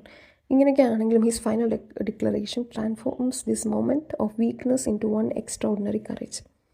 അതായത് theme of sacrifice, loneliness in leadership. അതായത് ലീഡറായിട്ട് ഒരാൾ നിലനിൽക്കുമ്പോൾ അയാൾ അനുഭവിക്കുന്ന പ്രശ്നങ്ങൾ, അതായത് ലോൺലിനെസ്, സാക്രിഫൈസിങ്, അതായത് കംഫോർട്ട് സാക്രിഫൈസ് ചെയ്യുന്നത്, സൈക്കോളജിക്കൽ വാർഫേസ്, അതായത് ഒറ്റയ്ക്ക് ഇതെല്ലാം സർവൈവ് ചെയ്യേണ്ടത്, ഇങ്ങനെയുള്ള ഇതൊക്കെയാണ് ഇതിൽ പറയുന്നത്. പിന്നെ നെക്സ്റ്റ് പേജ് 194 നമുക്ക് കാണാം, instead of fighting against one another we struggle against exploitation and oppression. ഇത് പറയുന്നത് കൊളോണിയൽ ഗവൺമെൻറ് ആ സമയത്ത് ഒരു പോളിസി ഇറക്കി, ഡിവൈഡ് ആൻഡ് റൂൾ പോളിസി. ഇതെന്താണെന്ന് വെച്ചാൽ ആഫ്രിക്കൻ ആളുകളുടെ ഇടയിൽ തന്നെ സസ്പീഷനും ബിട്രയലും ഒക്കെ എൻകറേജ് ചെയ്യാൻ വേണ്ടി, അതായത് അവർ ഒരുമിച്ച് ഇതാക്കാതിരിക്കാൻ, അവരിൽ തന്നെ സെപ്പറേഷൻ ഉണ്ടാവാൻ, ഡിവൈഡ് ചെയ്യാൻ വേണ്ടി കൊളോണിയൽ ഗവൺമെൻറ് ഫോളോ ചെയ്ത പോളിസിയാണ്.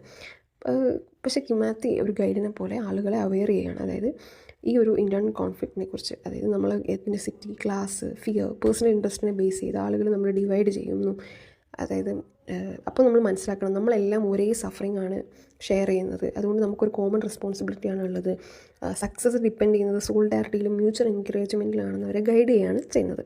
ഇതിൽ കാണുന്ന theme of unity, theme of collective struggle and faith and hope as a revolutionary forces. പിന്നെ നമുക്ക് കാണാൻ പറ്റുന്നത് page number 197 when the struggle is over we shall erect at all the city corners monuments to our movements. ഇതിൽ Kimathi പറയുകയാണ്, ഇതിൽ മെയിനായിട്ട് വിമൻ്റെ കോൺട്രിബ്യൂഷനെ കുറിച്ചാണ് പറയുന്നത്. അതായത് അദ്ദേഹത്തിൻ്റെ കോൺഫിഡൻസ് എക്സ്പ്രസ് ചെയ്യുകയാണ്. അതായത് ലിബറേഷൻ മൂവ്മെൻറ്റ് എന്താണ്, സക്സീഡ് ചെയ്യും, അതായത് ഒരു ഹോപ്പ്, ഓപ്റ്റിമിസമാണ് സൂചിപ്പിക്കുന്നത്. അദ്ദേഹം പറയുകയാണ്, മോണ്യുമെൻറ്റ്സ് എന്ന് പറയുന്നത് പബ്ലിക് ഹോണറിൻ്റെ സിമ്പിളാണ്, നമുക്കറിയാം. അത് നാഷണൽ മെമ്മറി, അതായത് വിമൻ്റെ സാക്രിഫൈസസ് എന്താണ് പെർമനൻ്റ്ലി ഫ്യൂച്ചർ ജനറേഷനിൽ റിമെമ്പർ ചെയ്യണം. അതിനുവേണ്ടി മോണ്യുമെൻറ്റ്സ് അവർക്ക് വേണ്ടി പണിയണം. അതായത് വിമൻ എക്സ്ട്രാ ഓർഡിനറി റോൾ ഇതിൽ പ്ലേ ചെയ്തിട്ടുണ്ട്. അതുപോലെ സെൽഫ്ലെസ് ആക്ഷൻ ഇവർ ഈ മൂവ്മെൻറ്റിൽ ചെയ്തിട്ടുണ്ട്. അത് റിമെമ്പർ ചെയ്യാൻ വേണ്ടി മോണ്യുമെൻറ്റ്സ്, അതായത് നമ്മൾ ഈ സക്സീഡ് ചെയ്ത് കഴിയുമ്പോൾ, നമ്മളിത് തിരിച്ചെടുത്ത് കഴിയുമ്പോൾ നമ്മൾ മോണ്യുമെൻറ്റ്സ് ഫ്യൂച്ചർ ജനറേഷനെ കാണാൻ വേണ്ടി, അവരുടെ ഡെഡിക്കേഷനും കറേജും സ്ട്രഗിളും കാണിക്കാൻ വേണ്ടി മോണ്യുമെൻറ്റ്സ് പണിയണം എന്നാണ് അദ്ദേഹം പറയുന്നത്. അതായത് പൊതുവേ വാറിൽ political movements focus on male ലീഡേഴ്സാണ്. പക്ഷേ ഇതിൽ women transport weapons, carry secret messages, hide freedom fighters, provide food and shelter. ഇതൊരു കളക്റ്റീവ് സ്ട്രഗിളിൻ്റെ തീമാണ്. അതുപോലെ gender equality, women as simple of courage and sacrifice, historical significance, reflection of the author's ideology, symbolism of the monument. അതായത് future generation പഠിക്കണം. അതായത് നേഷൻ്റെ freedom എന്ന് പറയുന്നത് മെന്നിൻ്റെയും വിമൻ്റെയും both അവരുടെ കറേജും സാക്രിഫൈസസും കൊണ്ടാണെന്ന് പഠിക്കണമെന്നാണ് ഇതിലൂടെ ഉദ്ദേശിക്കുന്നത്. പിന്നെ അതിൻ്റെ താഴെ തന്നെ നമുക്ക് കാണാം, in the court of imperialism there has never and will never be the justice for the people. ഇത് ഡെനൻ കിമാത്തിൻ്റെ ലൈൻസാണ്. അത് കോർട്ട് റൂം സീനിൽ പറയുന്ന ലൈൻസാണിത്. ഇതിൽ പറയുന്നത്, ജഡ്ജ് പറയുന്നുണ്ട്, നമ്മൾ ജഡ്ജും കൊളോണിയൽ ഓഫീസേഴ്സും കോർട്ടും റെപ്രസെൻ്റ് ചെയ്യുന്നത് ജസ്റ്റിസ് ആണെന്ന്. അതായത് കിമാത്തി റെബല്യനാണ്, ഗവൺമെൻറ്റിന് എഗെയിൻസ്റ്റ് പ്രവർത്തിക്കുന്നത്, ഗിൽറ്റി ആയിട്ട് കണ്ടെത്തിയിരിക്കുന്നത്. പക്ഷേ അത് കിമാത്തി പറയുന്നുണ്ട്, the trial is not conducted to discover the truth or ensure fairness but to justify the punishment of freedom fighter who has challenged colonial rule. അദ്ദേഹം ഓപ്പണായിട്ട് പറയുകയാണ്, ജുഡീഷ്യൽ സിസ്റ്റം എന്താണ് ജസ്റ്റിസിന് വേണ്ടിയായിരുന്നില്ല, ജസ്റ്റിസിന് വേണ്ടിയുള്ള ആളുകൾക്ക് വേണ്ടിയായിരുന്നില്ല, അദ്ദേഹം ബ്രിട്ടീഷ് ലീഗൽ കൊളോണിയൽ സിസ്റ്റത്തെ refer ചെയ്യാണ്. അതായത് ആളുകളെ എക്സ്പ്ലോയിറ്റ് ചെയ്യുകയും ഡോമിനേറ്റ് ചെയ്യുകയും ചെയ്ത ആളുകൾ ക്രിയേറ്റ് ചെയ്ത ഇൻസ്റ്റിറ്റ്യൂഷനിൽ നിന്ന് ഈ ഒപ്രസ്ഡായ ആളുകൾക്ക് ഫെയർനെസ്, നീതി ലഭിക്കുമെന്ന് ഒരിക്കലും കരുതണ്ടാണ്. അതായത് കൊളോണിയൽ ജസ്റ്റിസിൻ്റെ ക്രിറ്റിസിസം. കൊളോണിയൽ ഗവൺമെൻറ് എന്താണ് ലോ ഹോൾഡ് ചെയ്യുന്നത് ജസ്റ്റിസ് കൊടുക്കാനാണെങ്കിലും, പക്ഷേ ലീഗൽ സിസ്റ്റംസ് എന്താണ് വെൽത്തി ആയിട്ടുള്ള കൊളോണിയൽ പീപ്പിളിന് ബയസ്ഡ് ആണ്. അതുപോലെ ലോയും ജസ്റ്റിസും തമ്മിലുള്ള ഡിഫറൻസ്. കിമാത്തിനെ സംബന്ധിച്ച് ട്രൂ ജസ്റ്റിസ് എന്ന് പറയുന്നത് protect the right of all people rather than defend the interest of colonial rules.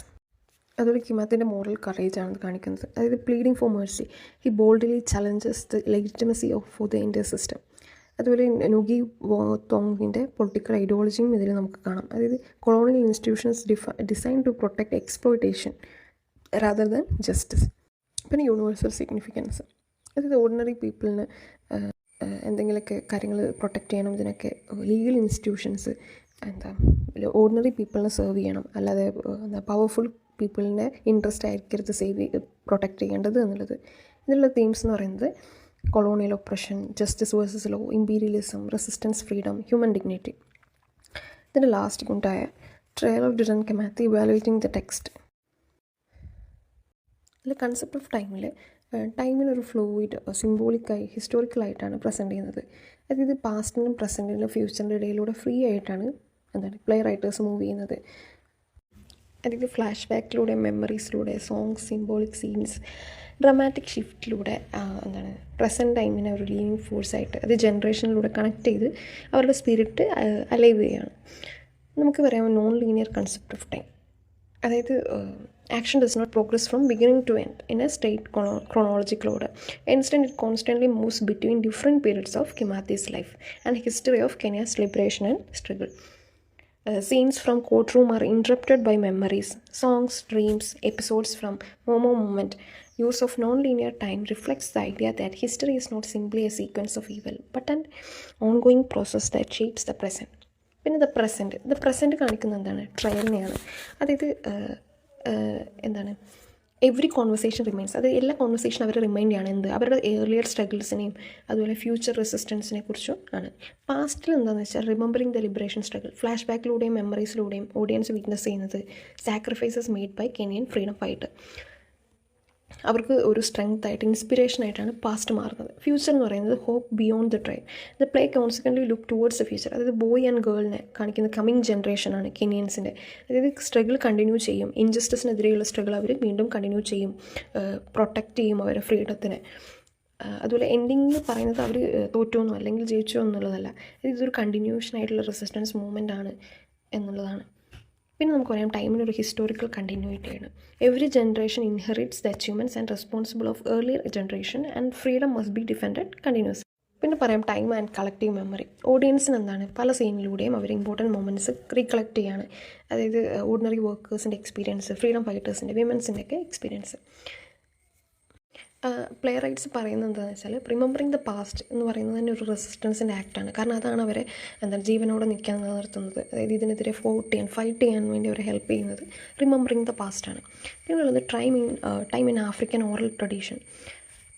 Time ഒരു സർക്കുലറായിട്ട് ഇൻ്റർകണക്റ്റഡ് ആയിട്ടാണ് അപ്പിയർ ചെയ്യുന്നത്, ലീനിയർ അല്ലാതെ. അതായത് ആഫ്രിക്കൻ ട്രഡീഷനായ സ്റ്റോറി ടെല്ലിങ്, അതായത് പല പീരീഡ്സിലൂടെ മൂവ് ചെയ്യുന്നതാണ് സ്റ്റോറി ടെല്ലിങ് ട്രഡീഷൻ.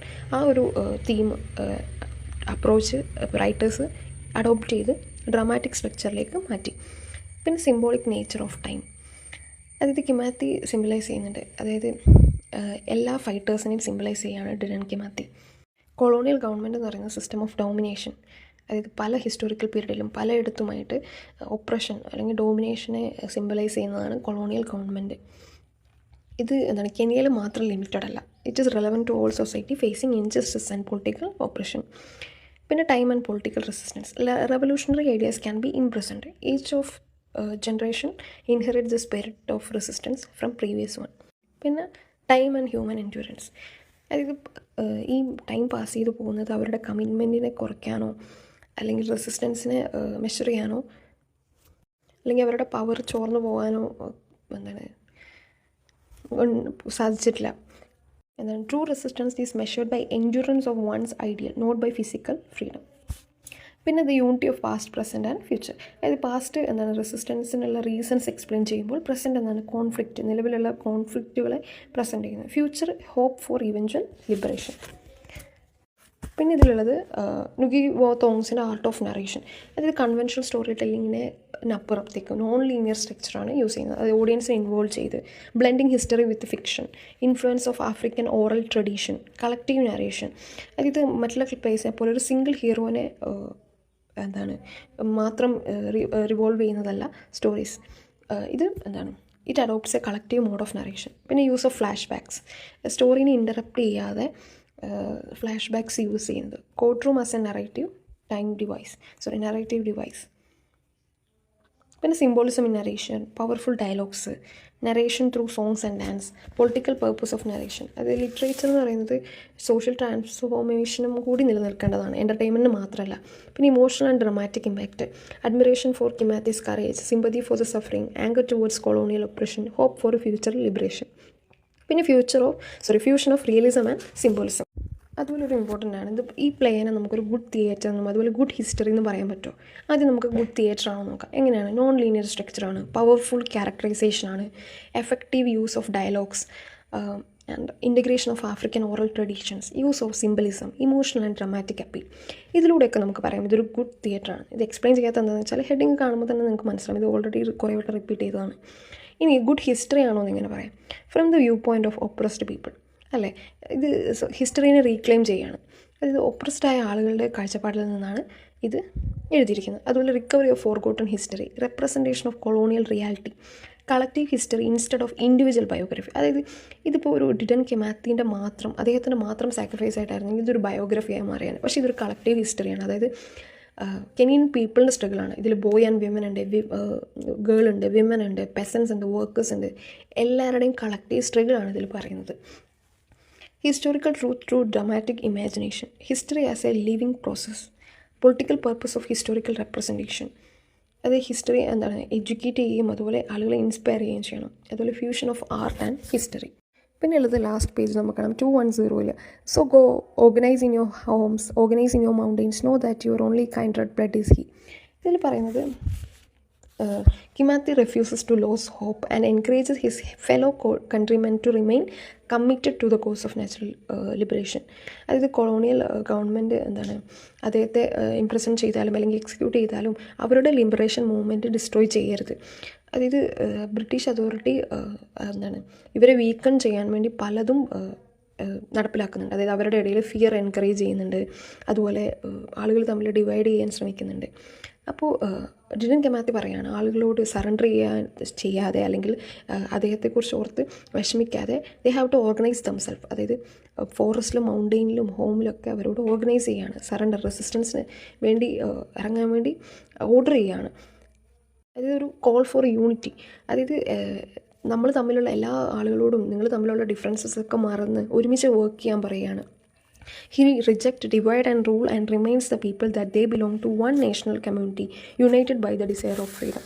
നമുക്കിതിൽ ആദ്യത്തെ so go on organise in your homes അതിൽ പറയുന്നത് വെച്ചാൽ സ്ട്രഗിൾ ഫോർ ഫീൽഡ്. അതായത് ഈ ഫ്രീഡത്തിന് വേണ്ടിയുള്ള സ്ട്രഗിൾ എന്ന് പറയുന്നത് യുദ്ധക്കളത്തിൽ മാത്രം ഒതുങ്ങിയതല്ല, ഹൗസ് ഹോൾഡിലും എല്ലാം, അതായത് ഒരു കുടുംബത്തിലും എല്ലാം അതിൻ്റെ സ്ട്രഗിൾ കാണാൻ പറ്റണം. പിന്നെന്താണ് Kimathi calls people inside society and outside to work together with a common purpose. It stresses the importance of unity among the oppressed people. He teaches that true brotherhood is based not on tribe, wealth, social status, but on the shared struggle against exploitation and colonial oppression. പിന്നെ ഇതിലൂടെ പറയുന്നതാണ് importance of organisation. ഇത് successful റെസിസ്റ്റൻസിന് എന്തൊക്കെ ആവശ്യമാണ്? Careful planning, discipline, cooperation and coordination. His repeated use of word organize emphasizes that every individual has a responsibility to contribute to the liberation movement. Then a theme of collective responsibility. That is history created through the collective efforts of people.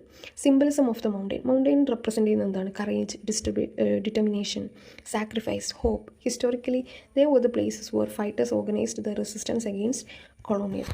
They become spaces of freedom.